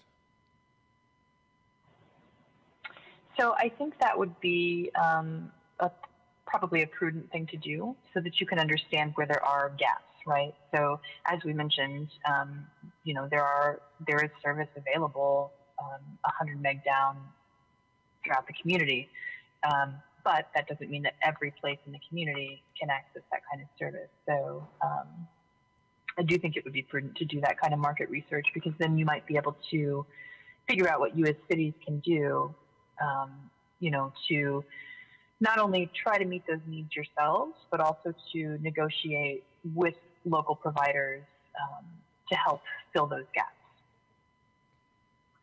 Does CTC recommend that the city work to build a fiber infrastructure between or amongst its various public buildings and facilities? Or should we, are you recommending that we rely upon one of the private providers to service city needs? So I would say that that's possibly a future goal, and I don't think that those two things are mutually exclusive, right? I don't think that working with and relying on the private sector right now to fill some of those gaps in your communities means that you can't or shouldn't develop that infrastructure to connect key facilities. But I do think that that's something that maybe is not an immediate goal, but should also, again, it can be used as a negotiating tool with whenever you're engaging the private sector, right? You can say, we have this infrastructure, come use it, and also do these things that will help the community. At the present time, the city of Mount Shasta does not charge any franchise fees for fiber. What are CTC's thoughts about charging franchise fees as incentives or bargaining chips with the private providers?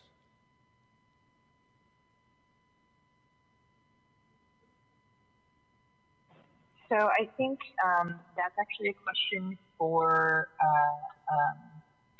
qualified legal counsel. We can't necessarily speak to what can be.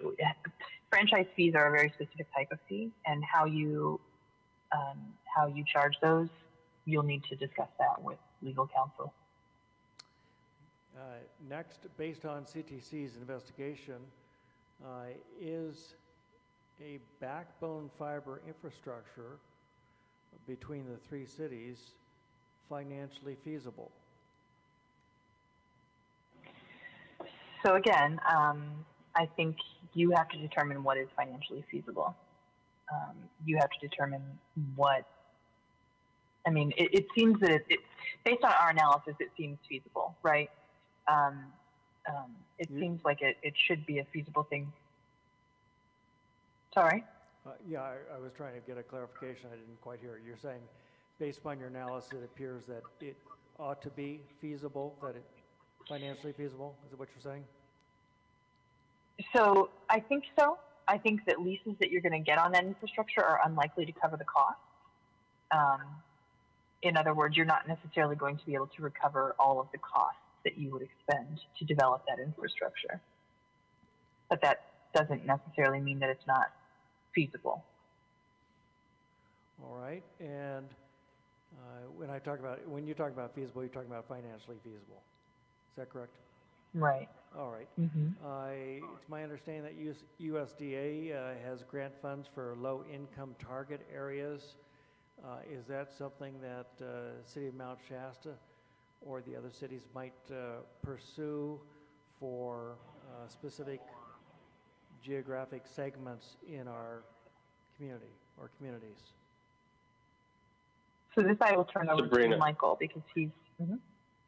Yeah, wonderful. Okay, so yeah, the USDA does have a lot of grant programs that are targeted in such a way to small portions of the community. But unfortunately, most of the grant funding that's available right now in the prevailing political environment really only works as a sort of gap funding for a locality that has a certain amount of infrastructure available, or that they're going to be able to afford a certain amount of infrastructure, and then that grant kind of pushes them into a couple neighborhoods, et cetera. But grant funding right now, the way that money is flowing from the federal and the state government in California, is really designed for areas that have less than either 10 megabits per second down or 6 megabits per second down. So all the grants right now, the main city centers of Mount Shasta, Weed, and Dunsmuir are not eligible for. All right, and I think I only have one more written question here, and then I can pass the mic to whoever else. Can you talk to us about the feasibility of perhaps creating hotspots, fiber hotspots or internet hotspots in the downtown area?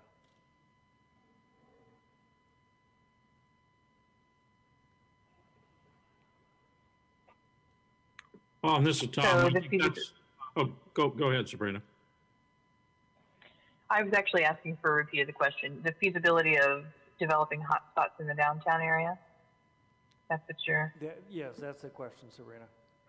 In other words, if we can't provide fiber network throughout the community in the business and residential areas, would creation of hotspots in the downtown area be potentially feasible, because that may help our economic development? I think on the hotspots, one of the challenges there is like Wi-Fi, you can create a lot of outdoor hotspots, but the key thing is where are people going to go out in the downtown area and connect, remotely connect while they're outdoors. When you do a hotspot like, downtown area, you generally don't get a lot of good indoor coverage. So there's a lot of communities that will do kind of hotspots in a public area, but I think the verdict is still out of, how much of a use and how much of demand there really is on that type of activity. Very well. I've exhausted... I would add... Go ahead. I would just add, if you're interested in looking more into that, you might look at what the city of Louisville, Kentucky has done. They have put in some of... if you're interested in exploring that a little further, you might look at what the city of Louisville, Kentucky did with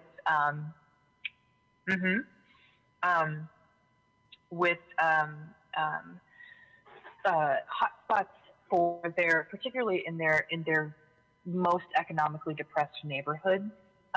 They did a couple of pilots of putting hotspots on their big belly trash compactors. And those were sort of, like I said, in their most economically depressed neighborhoods. But it was an alternative that anecdotally seemed helpful. So that might be something to explore. All right, thank you. Other questions or comments? Barbara.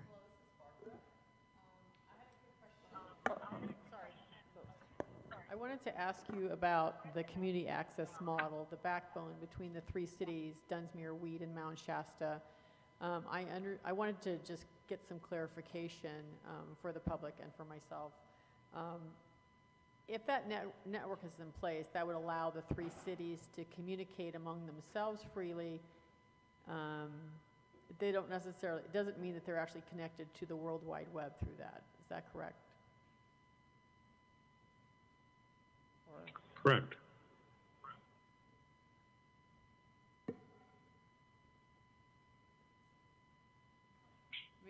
So Barbara, just to clarify that a little Could you bit. elaborate a little bit further on that community access model to say why we'd want something like that? So if we built that interconnection between the three cities, just like you said, we would, the network itself would not have backhaul back out to the internet. So that is something that the cities would have to work out with a backhaul provider, a larger carrier that would connect to that network and then provide services over that network to all of the endpoints along that interconnection.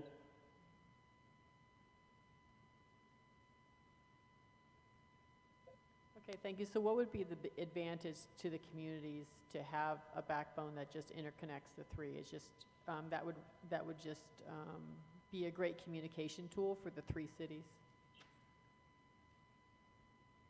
Well, if you were looking at, depending on which model you're looking at, looking at any of the models that were described, looking at kind of the Westminster, the Huntsville model, a retail model, it's really connecting the three cities together to make them look as basically one market.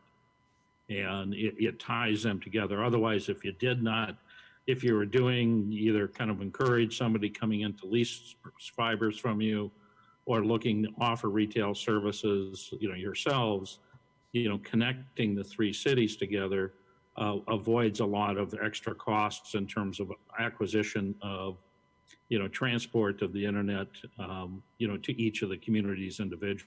Okay, thank you. Ties the community.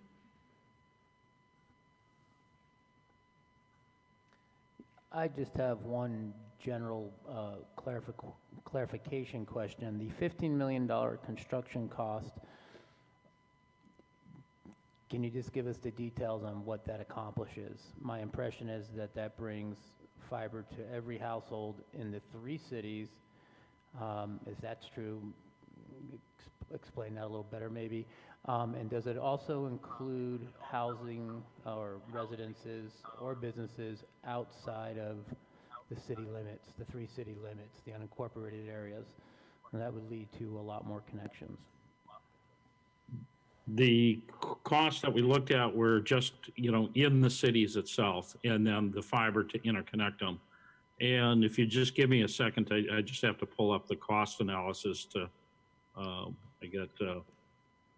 pull up my memory of what the total cost breakdown was here. So maybe you could come back, maybe ask the next question, and then I can come back and answer that while I look that up. That would appear to be the last question. Oh, okay.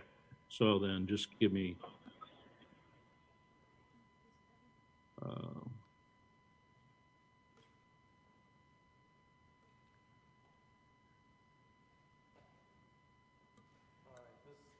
This is Tim Stearns again.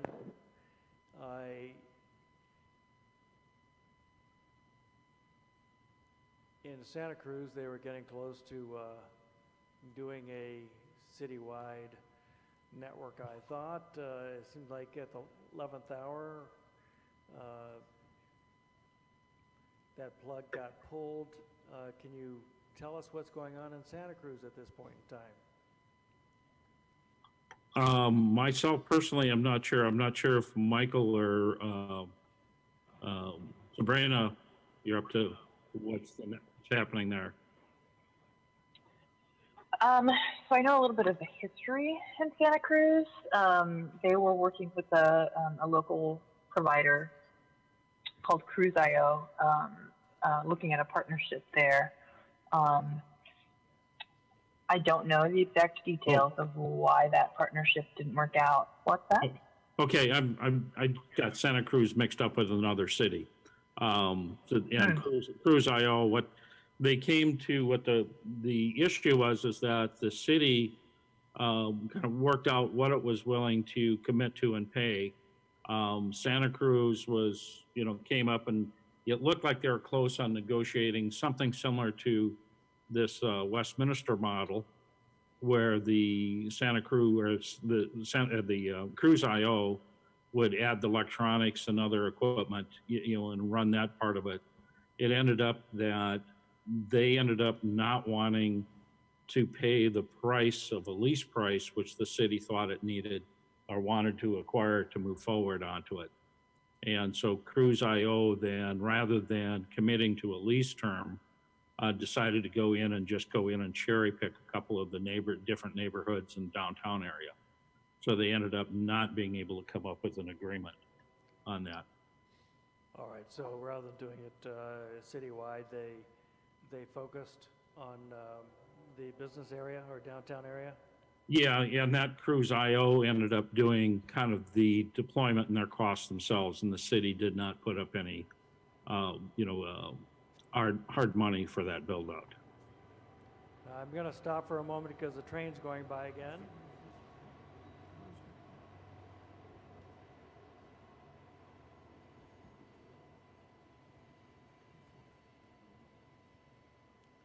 All right, I think we're good. So. Okay, so I can go back and answer the financial question here. Yes. Yes, and the $15 million, that's the cost, that's the basic fiber infrastructure that would pass every home and business in the 3 communities, and including the interconnect fiber. Then the drops, and so that works out to be a little over $3,000 a passing on average. Then, as you would sign up customers, you'd have to put the drop in, and the average drop cost was $661. So as people would sign up for service, you would have that a $661 additional charge onto it. Now, if you were lighting up the fiber, that did not include any of the core electronics or the outside electronics. And you have a core electronics to support the 3 cities of about 125,000. And then plus you would have some what we call optical line terminals, or the GPON optical line terminals. And if you were going to build out a network that would support up to 40% take rate, that would be an additional $460,000. And then what you do is then you have about another $630 per electronics at each consumer premises. So the 15 million is just the basic fiber infrastructure, and then you start having to add the drops and the electronics and the CPE equipment on top of that $15 million. All right, so question for Tom or any of the 3 of you. Based upon CTC's analysis, are you recommending that Mount Shasta bear hope of having an affordable fiber network for our community or any parts of our community, or simply that we seek something less ambitious than fiber to every home and business? I think more targeted, I'll let Sabrina kind of follow up my answer here, but I would say, looking at more of a targeted deployment, but the first one is, continued discussions with the incumbents, kind of trying to show them areas that, where there continue to be gaps, and maybe look at some targeted type pieces, because a widespread, kind of a ubiquitous build out is again fairly spendy, because of the housing density and other factors there, at $3,000 a passing. So it is, something that it's not an inexpensive venture. Sabrina, I think he handed the rest of the answer over to you.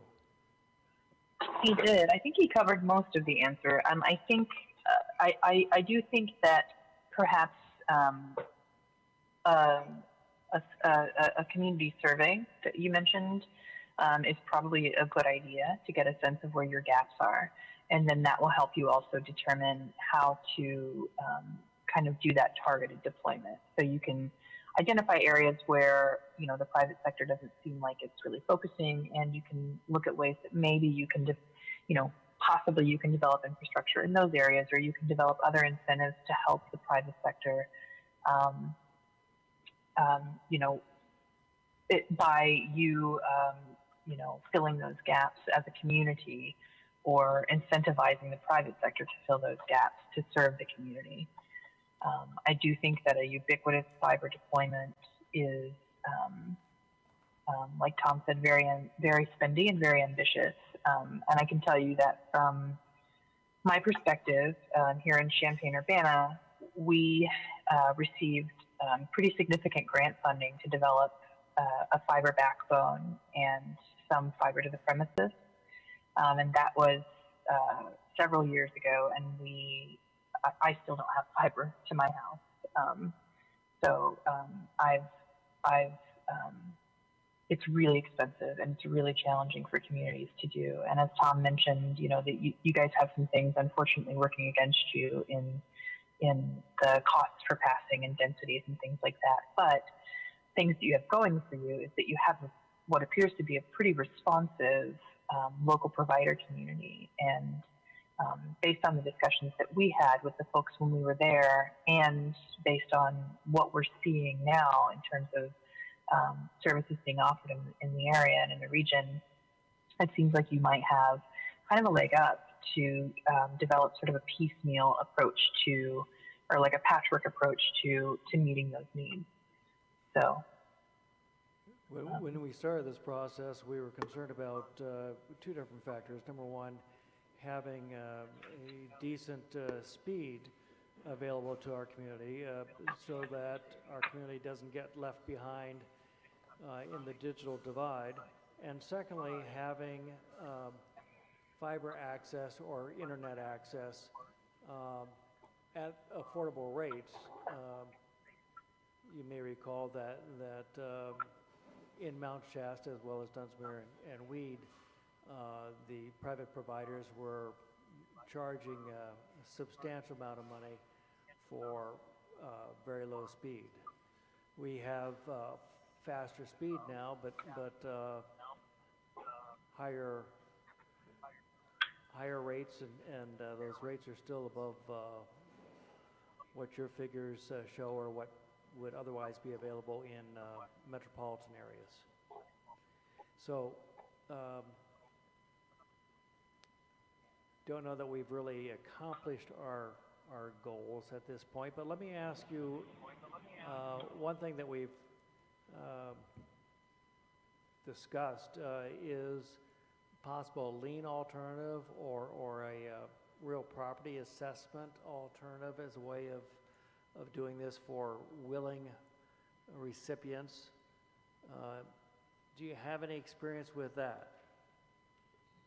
Well, I think when you start talking about liens and kind of property assessments and that type of funding, it brings up, you know, two key questions. One, it gets into the legal question, you know, which would have to be deferred by, very local and state dependent upon, you know, what you're capable, you know, legally capable of doing. And that would be the first question. And then the second, if you're looking at some type of an assessment or property tax, you know, that, you know, the residences in itself then also pay for that. And so you look at, is that, you know, are you using that to, you know, what are the funds that you're trying to, you know, what are you going to be using those funds for? You're looking to use that to subsidize, you know, access for a certain amount of segment of the population, because, you know, you're adding cost to each of the residences with some type of property tax. So you have to be, you know, I would think one of the things you'd want to try to do first would be, you know, again, kind of maybe trying to put a little bit more pressure on the incumbents on saying what can they do to, you know, make pricing and make services a bit more affordable, type of thing. And it's always kind of a balancing act of, you know, how you use public funding to address the affordability, because you don't want to kind of end up, you know, just shifting costs from one bucket to another bucket. All right, thank you, Tom. I'm going to pass the phone to whoever else may have any questions.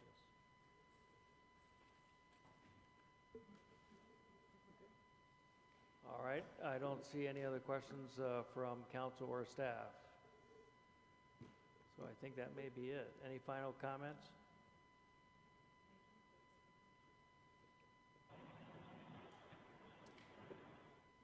All right.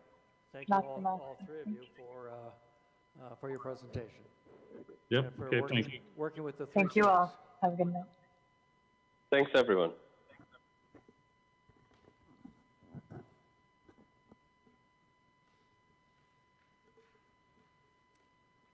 Okay. All right, and our master of ceremonies has closed things off, right? Yeah, Okay. we are done and you are ready. And sorry about the audio. Two of them were on the phone bridge. So one of them sounded great. The other didn't sound great, but that is on her end. Did they have a visual of us? Yes, they had a visual of you. Tom was in on a mic, and Michael was in on the conference bridge with his phone, and Sabrina was on the conference bridge with her phone. So, and they had a visual of us, and they were able to hear everything clearly through your mic. And just to let you know, we did also record this presentation as well. So if you do want to go back and you do want to hear, I will have a link at the end of this for a Zoom link, so you can watch the presentation again. Kevin, thanks for your yeoman efforts. You're welcome. Yeah, thank you. And just a bit of feedback to staff, I don't believe that John, Paul, or I received a copy of that PowerPoint ahead of time. So we could have been a little bit more intelligent, possibly, had we seen it ahead of time. These apparently the ad hoc folks did, so. We haven't received a copy either. You didn't see it either? No. Oh, you didn't see it? Okay. Okay. All righty, we're all equal. Thank you. Thank you, Kevin, for your support. Yes, Pam? Sure. Yes. Hi, I'm Pam Nerona, and I'm a resident of the city of Mount Shasta, and I'm a business owner here downtown on South Mount Shasta Boulevard. So I just want to comment that I have been with Northland Communications since I got here in September 2015. I was with 24 Mbps. You know, I'm enrolled in an MBA program that's a hybrid, so I do a lot of my work online, a lot of meetings. What I want to point out is that just this month, I went to 100 Mbps with Northland. I was finally able to afford it. I'm launching Pluvion Media this summer, and so I'm doing a lot of live broadcasts, podcasts, webinars for the media portion of the company, so I absolutely needed that higher speed. Northland did the drops last summer, and I just needed to catch up and find a way to afford it. It's a little bit expensive. I see it as a business expense. So I'm kind of, you know, I'm dealing with it. I'm going to see my first bill next month, but it is excellent. It's working great. And in the almost 3 years I've been here, it's never failed on me, ever. One thing to consider, as CTC was advising, a survey of demand for not only the people, residences, and businesses downtown, but also outside of town. I've talked to residents outside the area, and they really would like to have something fast, at least 24 Mbps, and if I can be successful with my company first, with the media portion, and make good money up here, then it means that that business model can be used with other people, other entrepreneurs up here, as long as they have that higher speed. So that's all I wanted to point out. I'm a happy customer. Question, what do you mean outside the area? You mean the county? What are you talking No, about? outside city limits. People The live in- county. I guess, yes, yeah, like, you know, out Old Stage Road, I've heard they have very slow speeds. Thank you, Pam. Thank you. Any other council discussion? I guess I have, I didn't want to take up CTC's time here, but their recommendation that the cities need to know our goals. I had hoped that they would help us with that in the, perhaps I was naive, but in their interviewing of us and our stakeholders, that, you know, that would have been helpful to have known that, and also their recommendation that we should survey residents to identify the service gaps. I too thought that they would help us with that. So, and without those, I can see why we would be struggling to come up with a decision. Madam Mayor, in terms of the comment regarding the goals, I think the communication was intended to say, based upon the findings and analysis in the final report, what modified goals might the cities have at this point in time? I see. That's number one. Number two, when we contracted with CTC, their original contract proposal was that they would do the community surveys in order to reduce the potential cost to the cities. The cities agreed to do the surveys locally. We never accomplished that. So that wasn't CTC's problem, that was the problem of Dunsmuir, Mount Shasta, and Weed not getting the survey form or forms done and out to the community members. So we have talked, Dunsmuir, Mount Shasta, and Weed have talked recently and saying that at least our communication group, 2 members from the Weed City Council, 2 members from Dunsmuir City Council, 2 members from Mount Shasta, and the city managers of the 3 cities have suggested that perhaps we should follow through on the surveys locally. I see. My understanding then, based on your clarifying questions, Tim, is that they're recommending a more targeted deployment and working with our existing providers to incentivize them to improve service without exorbitantly jacking up price. Is that a good summary then? Okay. Okay, thank you. It's been a long haul, long process. I guess we'll just move on now, unless there are other comments. Okay, thank you very much. And again, thank you, Kevin. Okay, we're moving on then to item number 10 on our agenda, creation of a recruit position within the... Oh, okay. You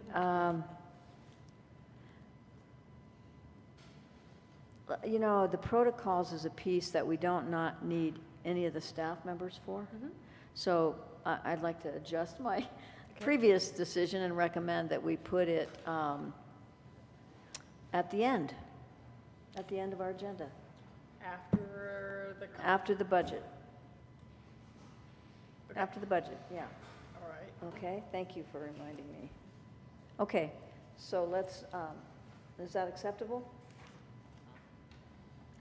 So let's move on then to Chief Cross for your recruit position.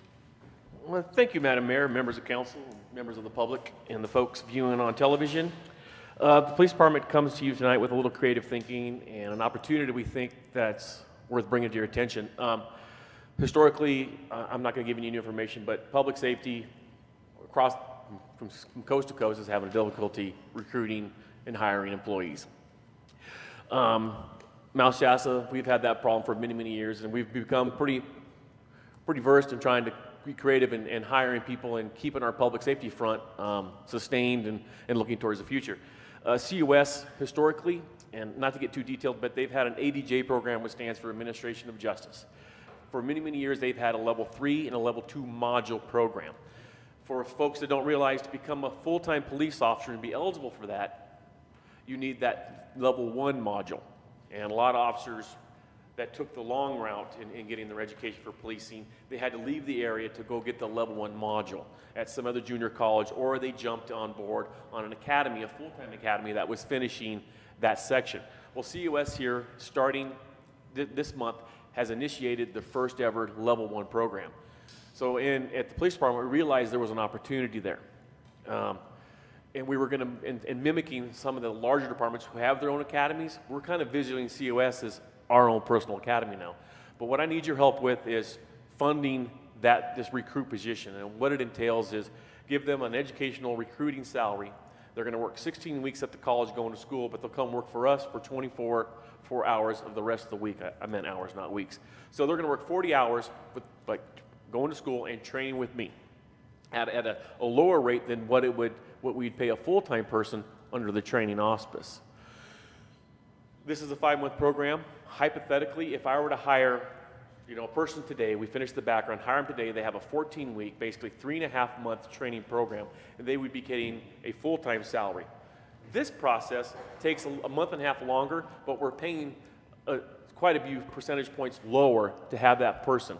And the long and short of it is, we're hedging our bet on personnel. We're hiring people locally, because what we found in the past, bringing people from out of town is difficult for those folks to make the adjustment or the transition. Not just financially, but just socially as well.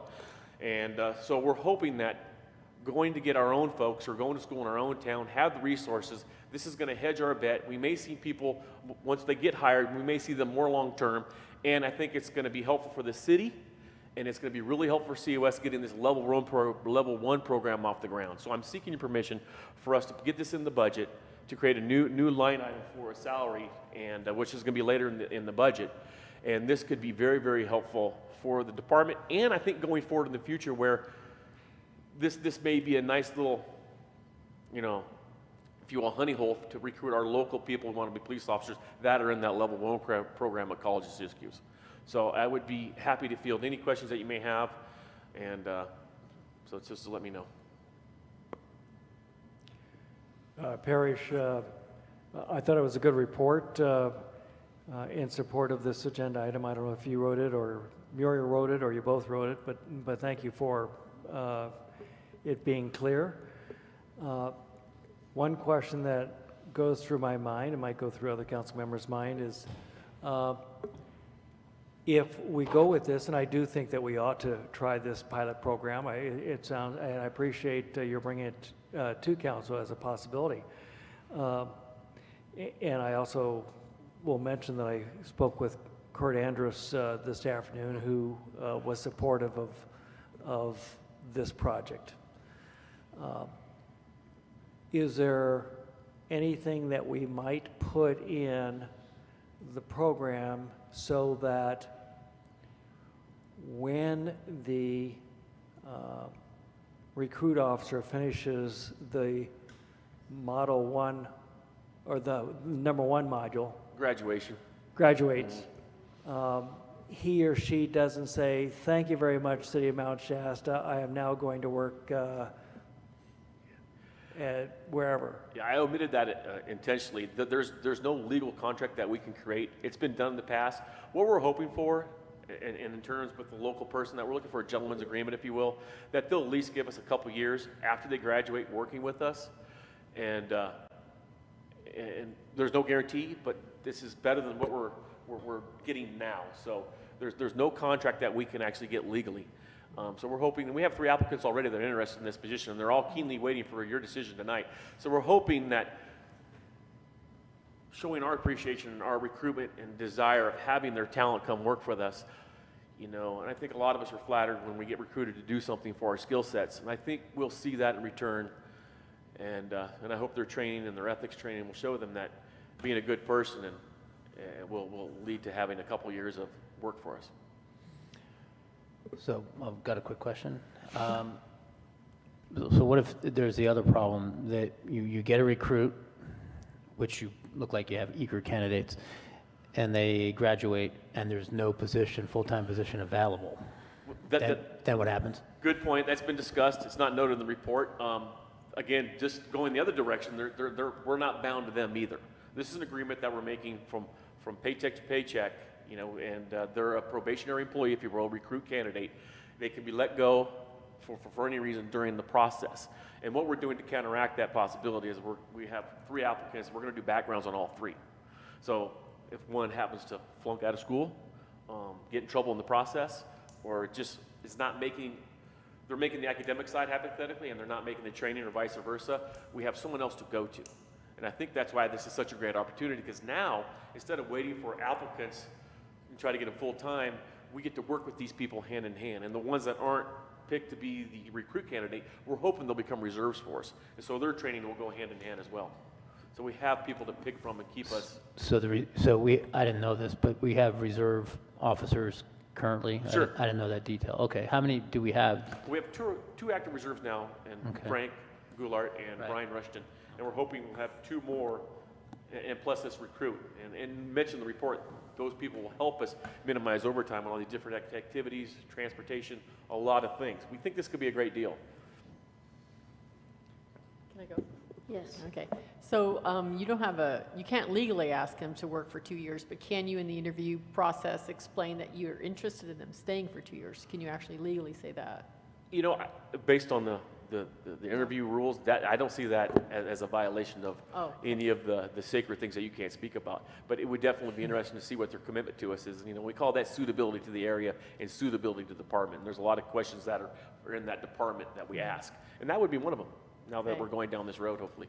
And this position, it's actually added on to all your existing positions? Because I think in the report I remember that you have one officer that's dropped out for some reason. I can't remember, medical or something. You have one less officer than normal. Is this to replace that position, or you're just doing an add-on to the existing all positions? It's an add-on, but it's not an add-on because we're down to positions right now. This person that we would pick after tonight would be earmarked to replace the person that we lost. Now, we'd like to keep this program open and available to us, so in case this happens again, we're able to go back to the College of Siskiyou, initiate the recruit candidate program when needed. So hypothetically, if we did fill this position in December, we aren't going to start another recruit candidate, because then the question that Councilmember Stack left, we don't have a position to offer them if we go through the process. So it would be as needed basis, and that's part of the proposal that we're asking as far as within the budget.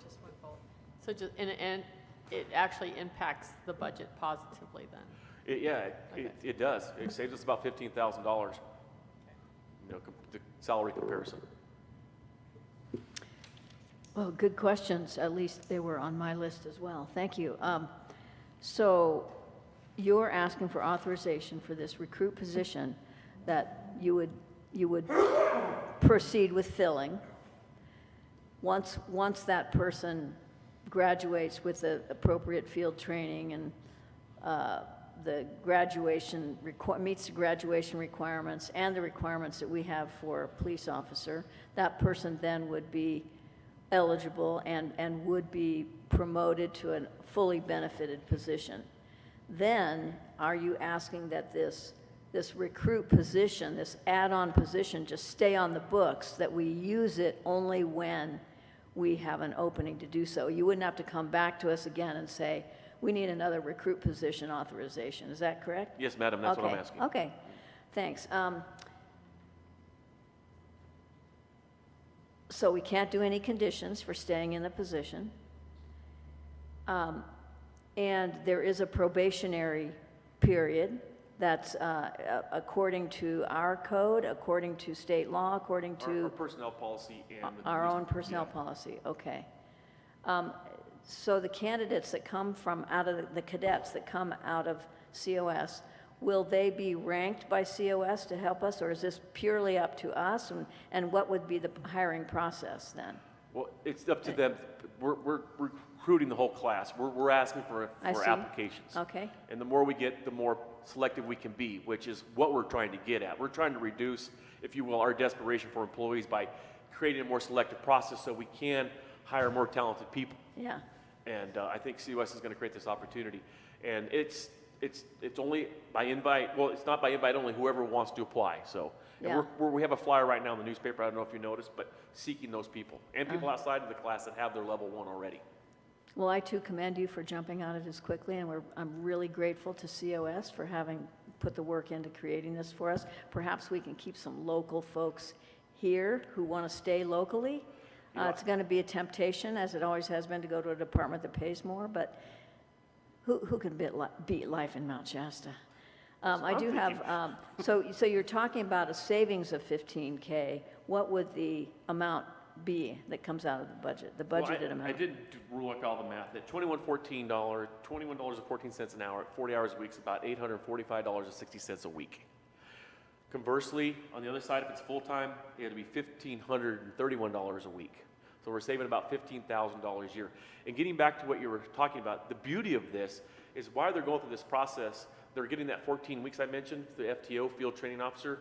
So if we do it right and we get it started quickly enough, by the time they graduate from COS, they are done with their training program, so they can absolutely fill a shift immediately.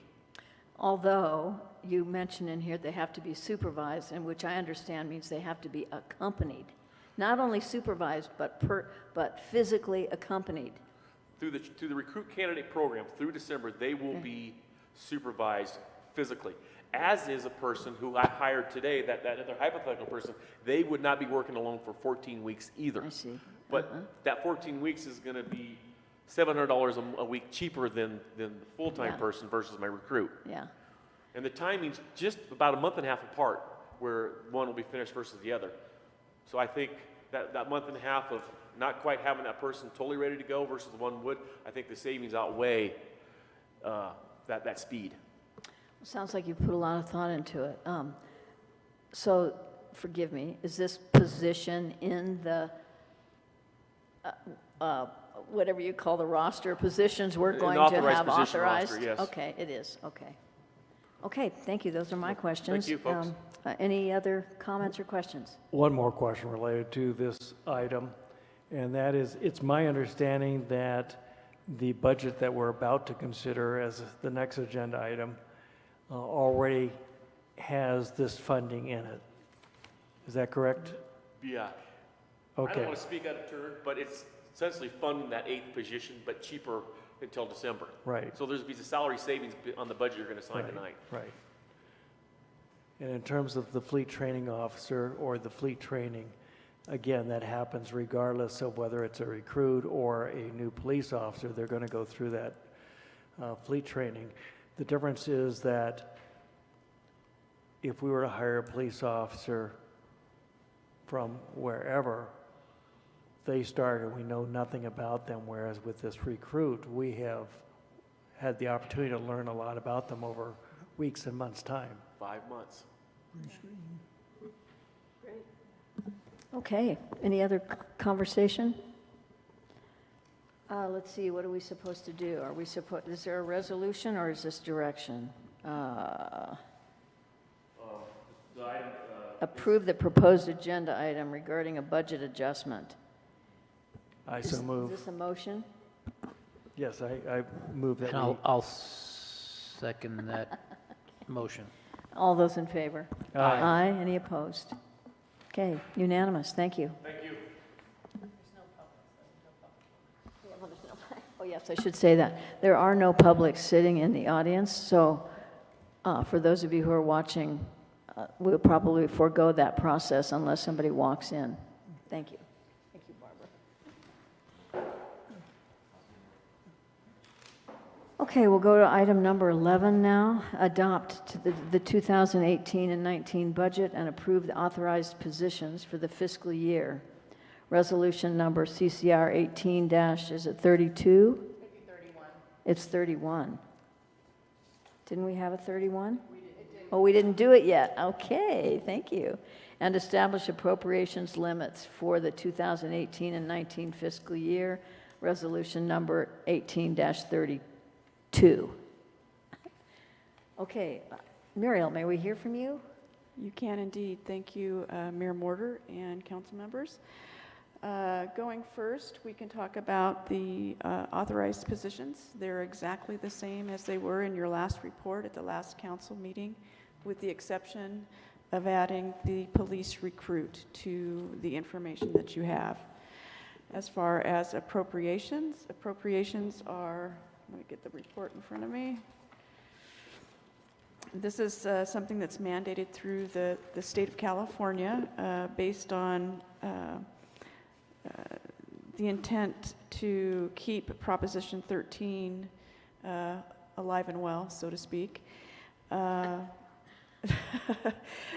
What happens, it's just a mathematical calculation that in this case takes a growth factor into consideration, and our appropriation limit for the fiscal year 18-19 is $9,055,071. That's 9055071. It's way more than it's way more than 2 times what we actually get. So it would be wonderful if we were to reach that at some point, but at this point we're not. But this is something that, per the state of California, we need to go through and the council needs to approve. Then, as far as the budget, the only changes that have been made thus far are for the $1,000 for additional for the museum and the $250 additional for the event for entrepreneurs, correct? And I understand that there may be some discussion about travel. That would need to be taken into consideration now, because if you do want to change the travel for the 18-19 year, I would like to discuss it now. So if you need to have it included, I can. If not, then we have everything ready to go. So I entertain any questions you may have regarding all of these. Are you saying that we should maybe consider item 13 before we approve? Because that's Well, the training.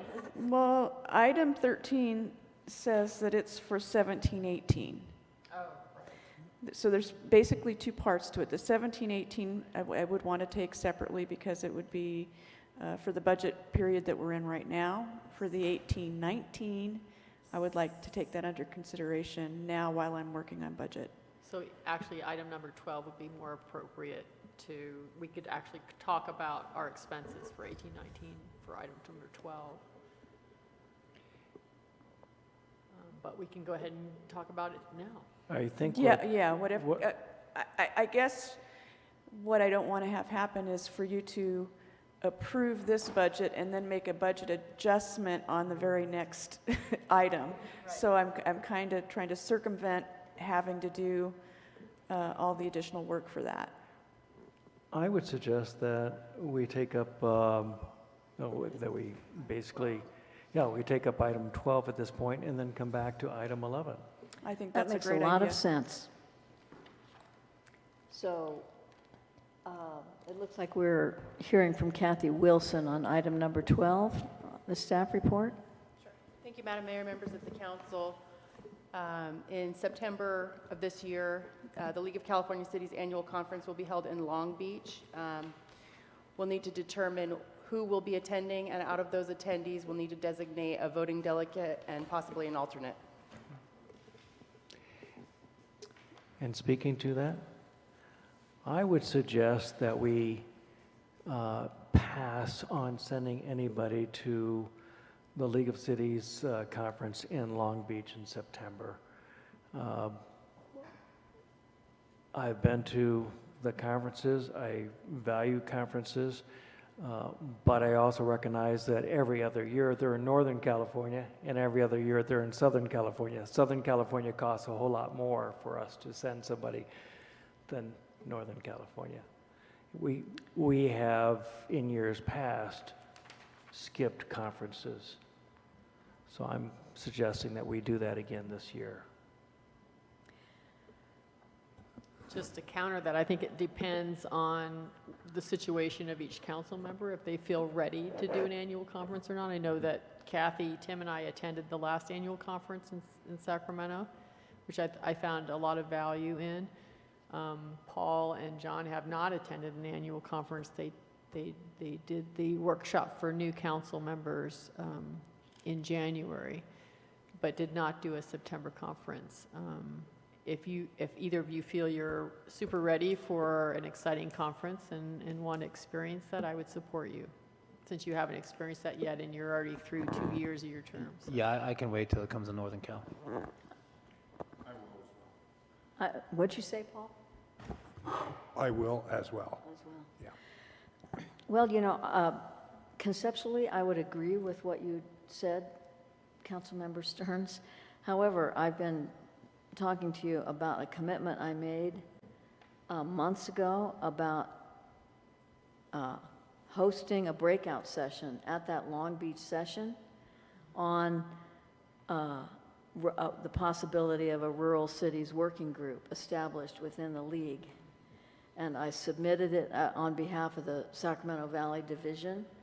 We've got a task force going, and I submitted a proposal that they wanted me to submit to facilitate a discussion at a breakout session at the Long Beach conference among whoever attends that breakout about the interest, not the interest among league cities the issues that we might identify, the mission and goals and opportunities that rural cities want to pursue from here on out. So unless I can find someone else, the materials are being printed now, I guess, that's what I understand. I had to commit to it. Unless I can find someone else, I feel a commitment to attend. Perhaps the league would split some of the costs with me.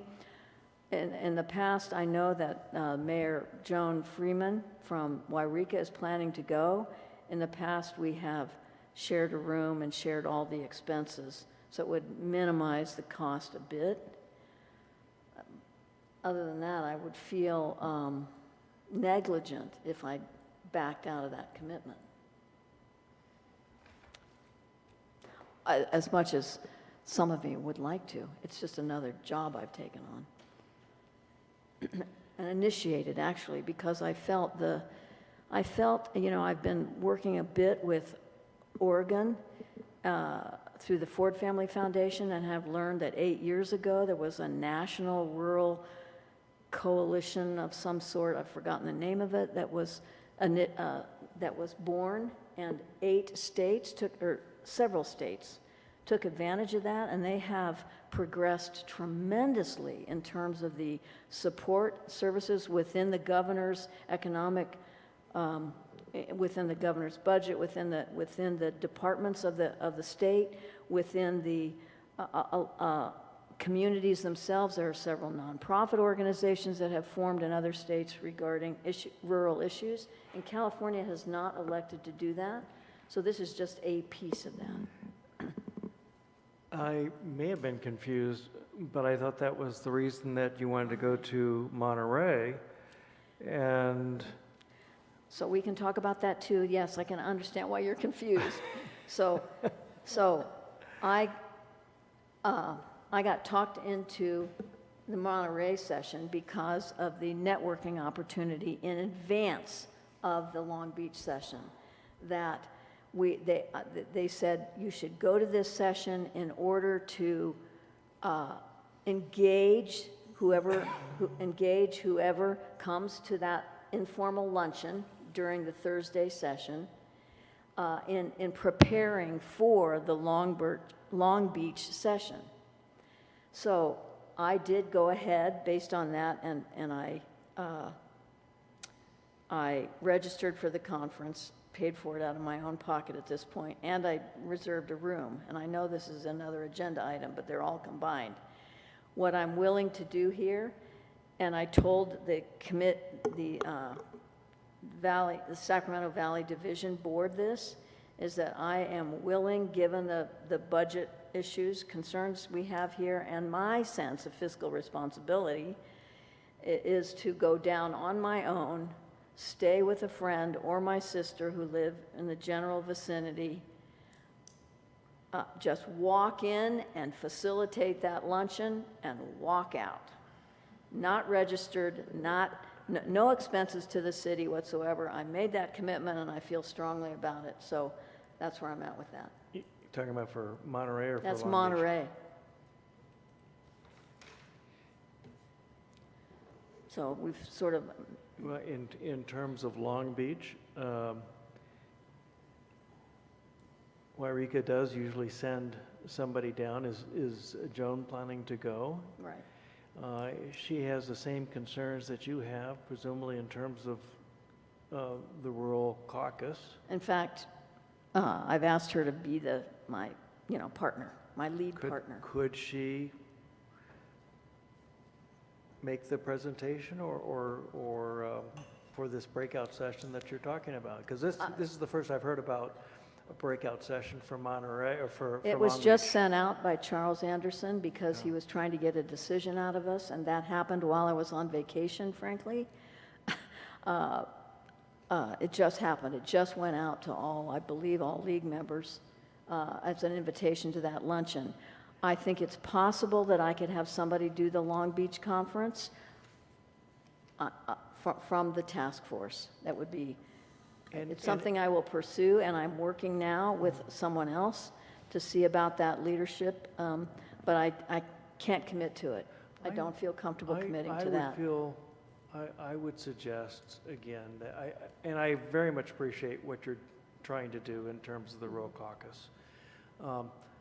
I would think that maybe some of that can be done in less expensive ways than sending it down to Long Beach. I respect that opinion. We've looked at listservs and we've looked at other mechanisms for the staff, and apparently they're not as easy, but those kind of follow-up mechanisms will have to be defined as part of, to make an effective group. And we've looked into what another working group has done, the structure of it, how they keep their communication going. I think the kickoff itself is critical for recruitment to this effort, and I would ask that you approve my attendance at the Long Beach conference to share expenses as I've expressed with Mayor from Wairika. Muriel, could you, how much is budgeted for both of these conferences, and how much more? Can you go over that with us again? Is it going to cost if we send 2 to Monterey, 1 to Long Beach? 1 to Monterey. One to Monterey. My proposal is to send, is not me. If you want to send someone else, fine, but not me. Which one did you want to go to now? I did the annual conference. I thought it was very, very valuable. I'm not really interested in doing the annual conference. I was more interested in the executive forum. Unfortunately, we've spent the 17-18 budget, so I also feel a financial obligation to try to meet that budget. But that's, the sessions that they have, the executive forum, are the topics that I'm very, very interested in. So. And how much would that cost, and then how much would it be for the Long Beach for mayor order? So for the 17-18 year, the year that we're in right now, there's $1,085 left in the budget. There's what? $1,085 left in the budget. The cost for, is it Monterey, is $2,650 for that would be for 2 people. So if you're talking for, $2,650 for 2 people, so that would be an additional it's a change of $1,565. So that would be to the 17-18 budget, the budget that we're in right now, if you wanted to send 2 people. For 18-19, you have a travel and training budget of $3,500 for the year. The cost to send 1 to Long Beach and 1 to Sacramento would be $3,210, which is within your budget. Now, if you have other things that come up for training, that would need to be taken into consideration as well.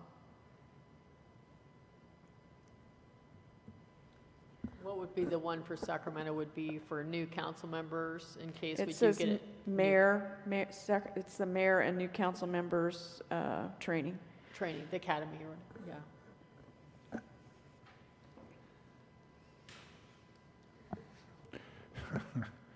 I'm not even sure I should vote on this, given that I'm so involved in it. I'd appreciate your perspective on it. But again, what I'm offering is to go down for nothing, at no city cost, to the Monterey meeting, and to share costs, split them with Mayor Freeman at the Long Beach meeting, which means that the cost that you estimated would not be there. Well, I would say right offhand that that already fits into next year's budget, the Long Beach one. If you're the only one going, and we have $3,500 of budget, we estimated $1,700 per person. But if you're doing different types of transportation and meals and that kind of stuff, it would be less than that. It fits within budget for you to do that. Like I said before, the Sacramento conference to send 1 person also fits within that budget. So it would be determined what other types of travel and conferences are you planning to attend, would be the question. And if there aren't any, it already fits within the budget, is what I'm trying to say. Oh, okay, so to me, number 12 has to do with selecting someone to go to Long Beach. So I'm going to move that Mayor Mortar be our candidate to go to Long Beach and represent and vote accordingly on the issues that are put up for vote. I second that. Should I vote? What's the protocol? Are you earning any money for the breakout session? Am I what? Earning any money for the breakout session? Oh, I No, wish. the breakout I have session- spent so many Wait a minute, hours wait a on minute. The this. breakout session is in Monterey. The breakout It's not session. in Long Beach, okay. No, the breakout session is in Long Beach. No, I am not earning any money. Then it's not a conflict of interest. Okay. All those in favor of the motion? Aye. Aye. All those opposed? Oh, it sounds like it was unanimous. Thank you. If I can clarify, was that also to name Mayor Mortar as the voting delegate? Yes. Thank you. So where are we, Muriel?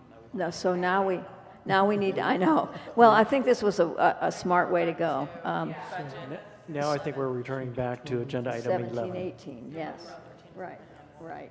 So for the Monterey conference, I don't know if you have to do the Monterey before you go back to the 18, 19 budget. No, we're going back to agenda 11. 11, for the okay, we can 18, approve. 19 And budget. remember that the travel for Mayor Mortar to Long Beach already fits within the budget, Right. okay? So it's not a budget It's not, adjustment. we don't have to change anything. right. Now, if something else comes up later in the year, that's Right. when we would talk about that. Okay. Okay, thank you. So questions, comments from council to staff on the budget or the appropriations limits or the authorized positions?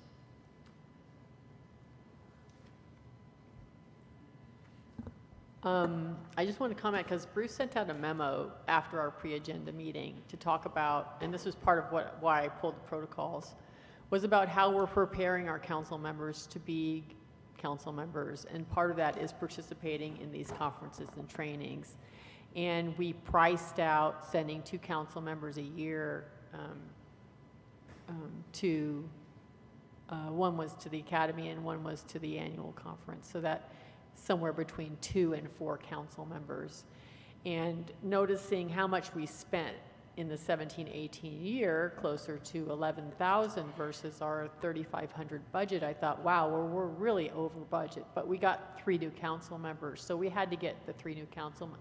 No, That wasn't the issue. That wasn't the issue, In okay. the year that we're in right now, the issue was that we received some grant funding from, I want to say Ford family. The Carter Institute did some sort of training for us. There was some travel back east that was also covered, not back east.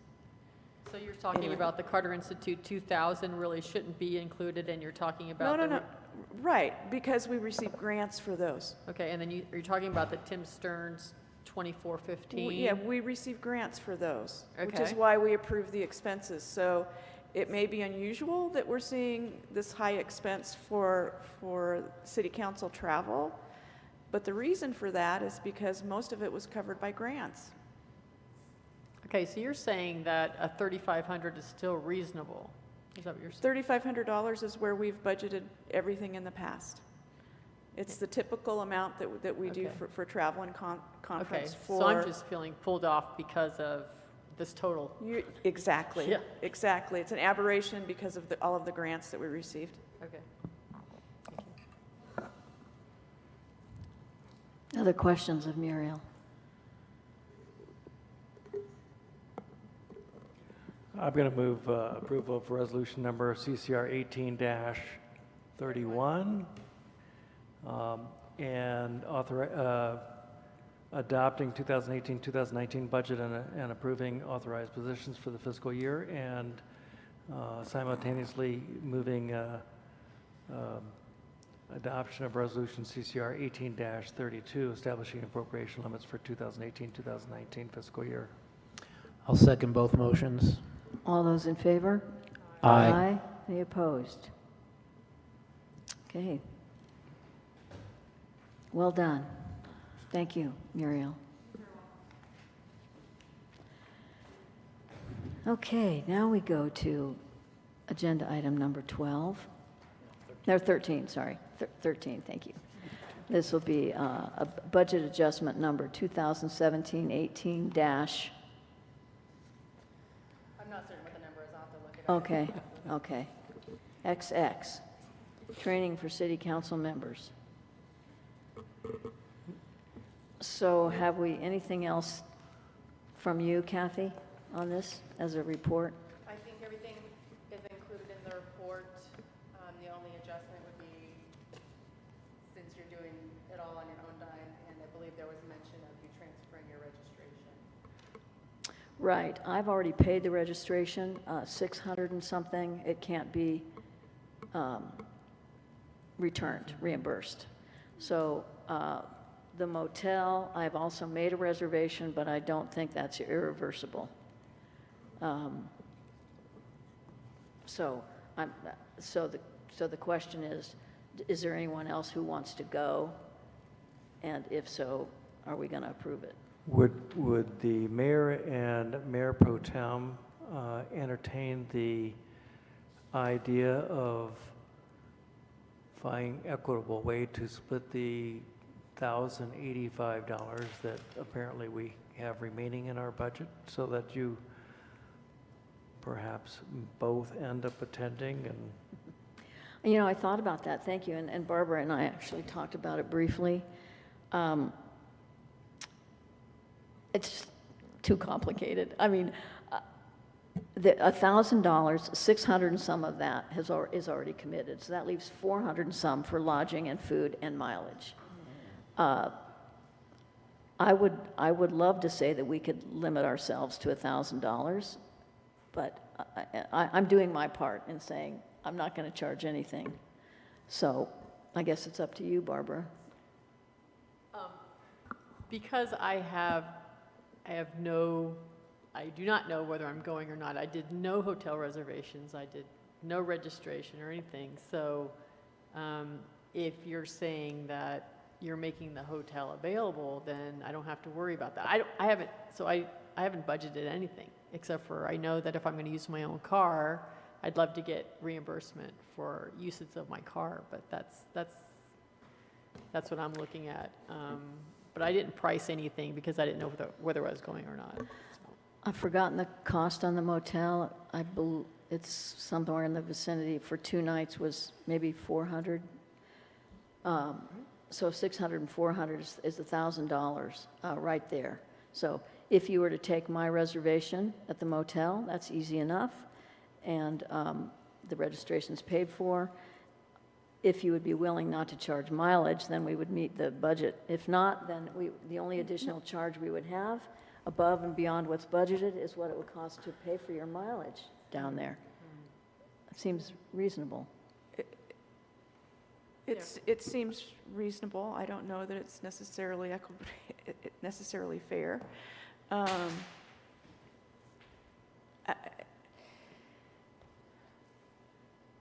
I think increasing the budget by the little bit for you to go to this conference is really not that big of a deal.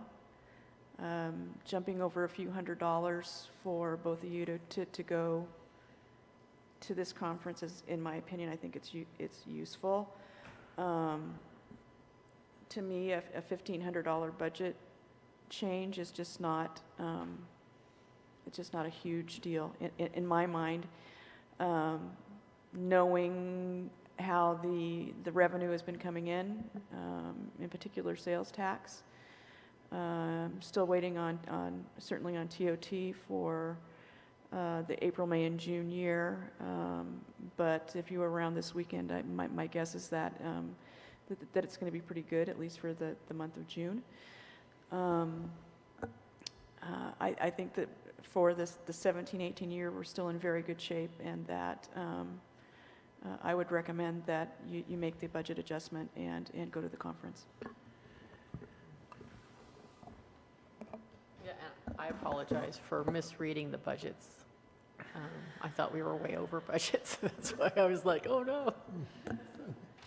Okay, so I'll move that the council approve budget adjustment number 2017/18 dash I don't have a number. I prefer if you approve the C- resolution number CSR? Okay. 33, okay. Move that the city council approve resolution number CCR-18-33, resolution of the city council of the city of Mount Shasta approving a budget adjustment for council member training in the amount of $1,415. I'll second that. All those in favor? Aye. Aye. Aye. Okay, thank you for your consideration.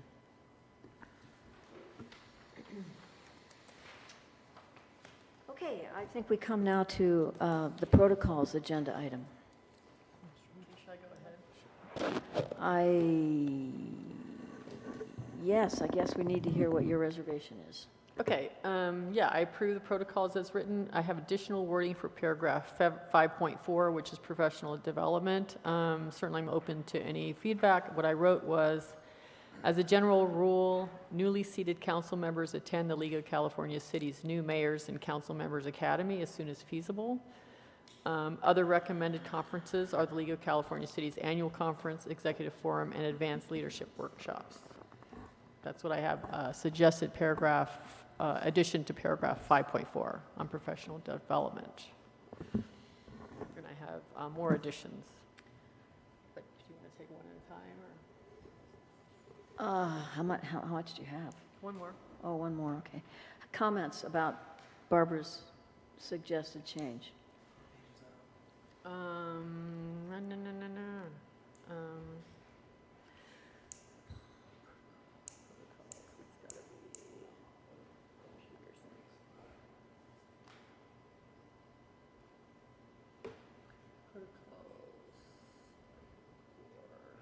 While you're looking it up, I guess, Page 12 of the protocols. in terms of a Would you want the comment, page of the packet, though? just in terms of a comment I would have, I like us to encourage training of our staff as well as council members, so that we can be more effective in our.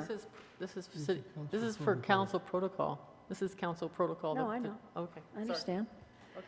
I'm not, and because you said it as a general rule, Yeah. I don't think there's anything wrong with it. I certainly wouldn't want to require it. That's my comment.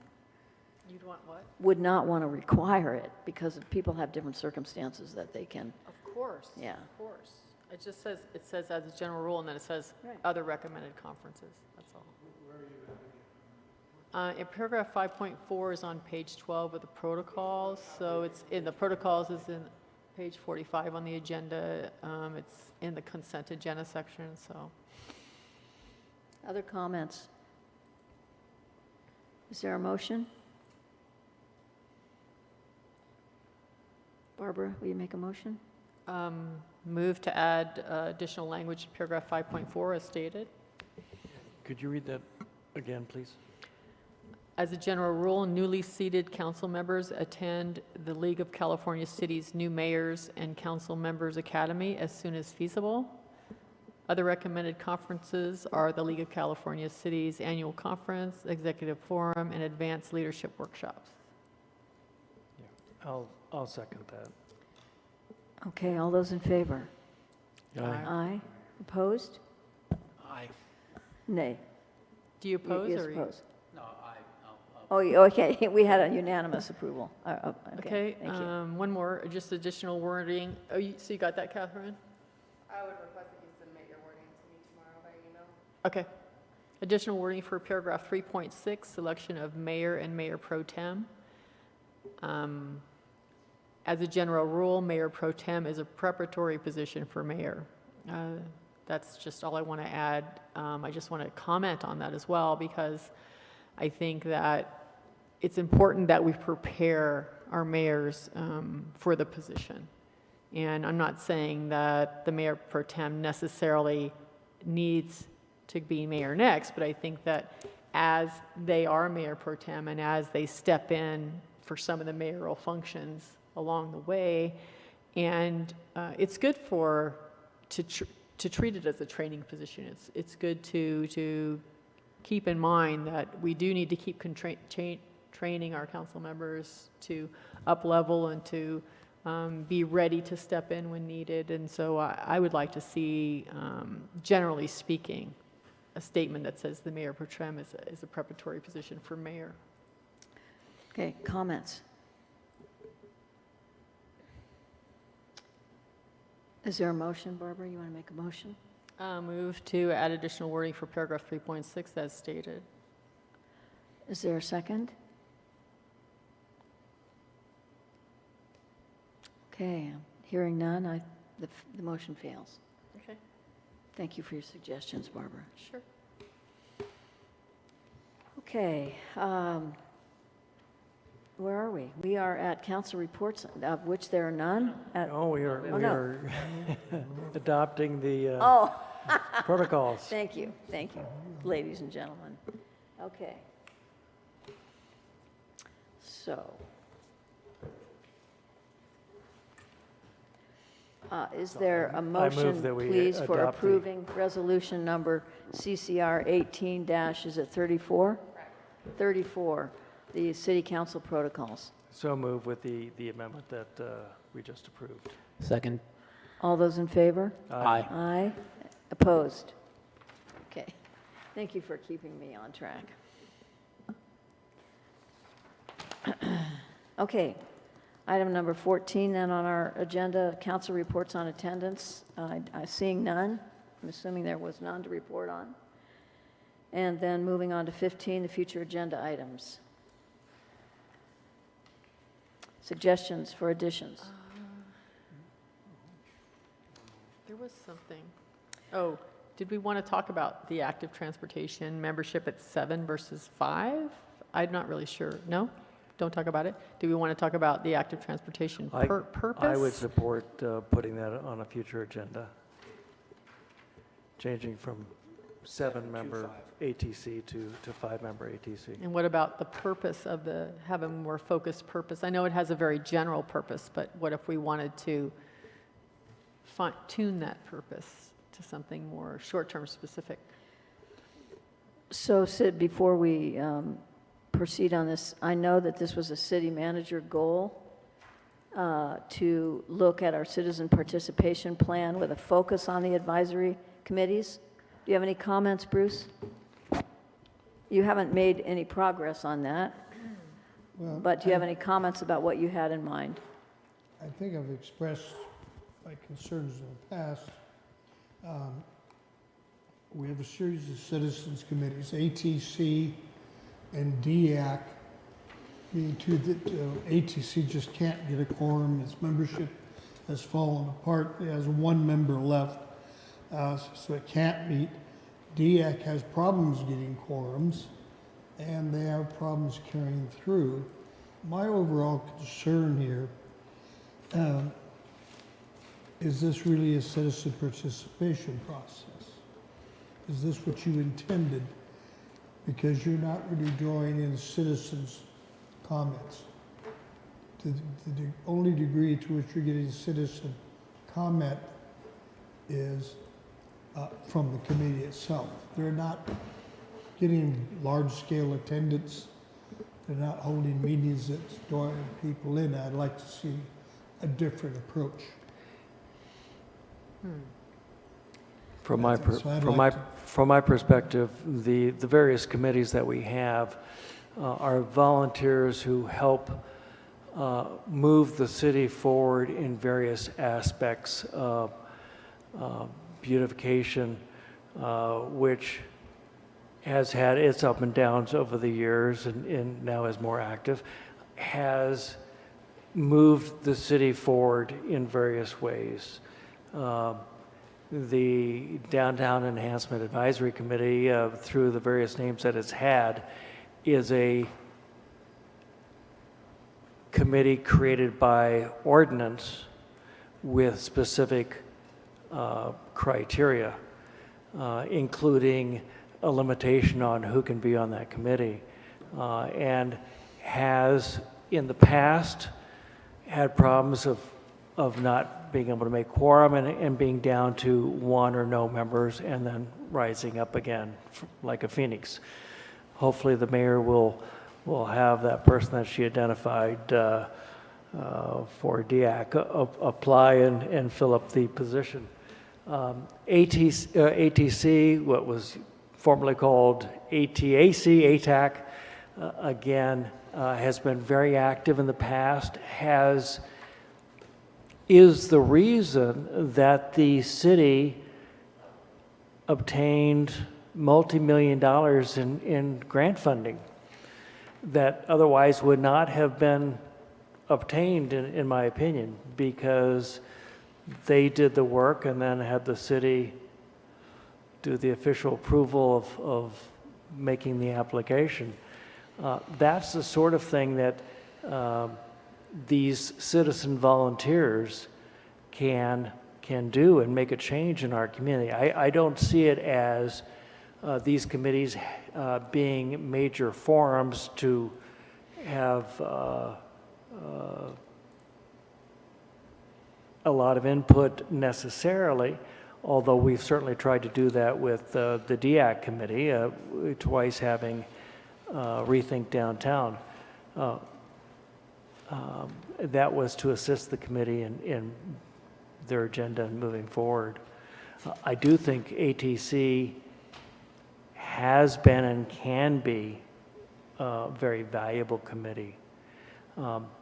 And I think the reason, this is from memory, and my memory's not perfect, but I think the reason we went from 5 to 7 is because we had more people interested in being on that committee at that point in time than we had positions for. So we solved that problem by increasing it from 5 to 7 so we could have 7 voting members.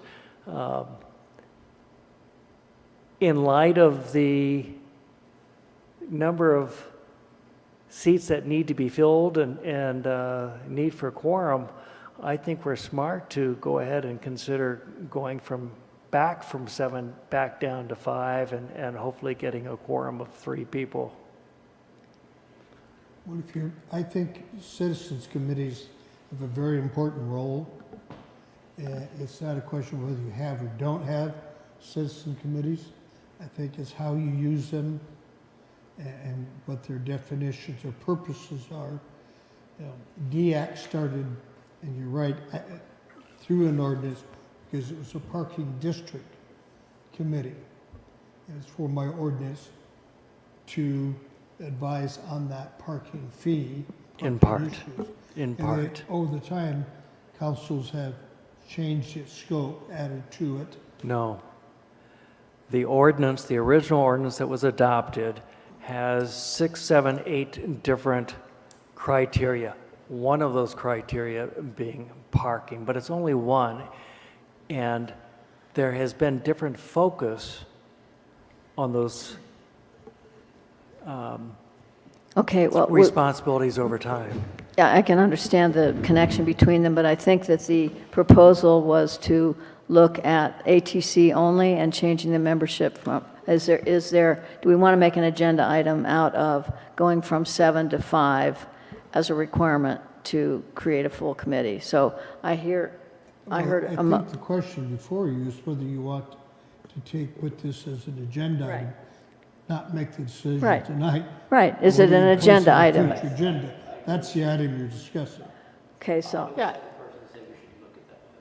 Yeah, and I'm just saying that not only just how many members, but maybe broaden that conversation for agenda item to discuss the purpose and role of maybe not only the active transportation. I would concur in that because one of the reasons, in my opinion, their membership dropped off is because they were not able to make decisions and members became very frustrated. And we come to meetings and we never get to make a decision, so why am I doing this? Well, so we can look at the whole package. We can put on there on a future agenda reduction from 7 to 5 and review Scope, Purpose. purpose, of- scope. Of purpose or scope. Definition of purpose. All right? And we may end up just voting on one rather than the other, but we can at least look at the whole thing. And that's Right. that's what Councilmember Wagner is suggesting And that so, we do. and so I heard a suggestion, I heard a second, so I'm assuming then that the agenda form to be filled out will go to Barbara, since it was your suggestion.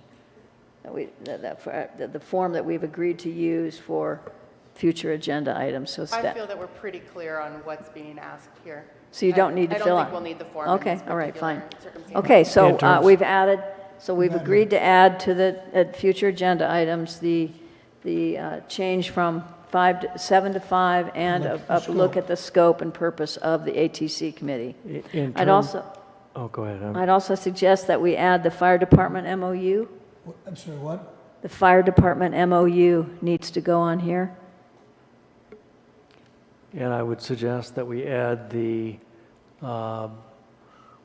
RFP or RFQ for solar or the Yes. energy efficiency. All right.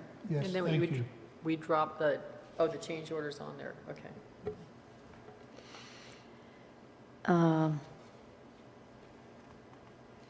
The 211 letter of support, does that require an agenda? No, just okay. And we'll have 2 council reports for the executive forum, or 1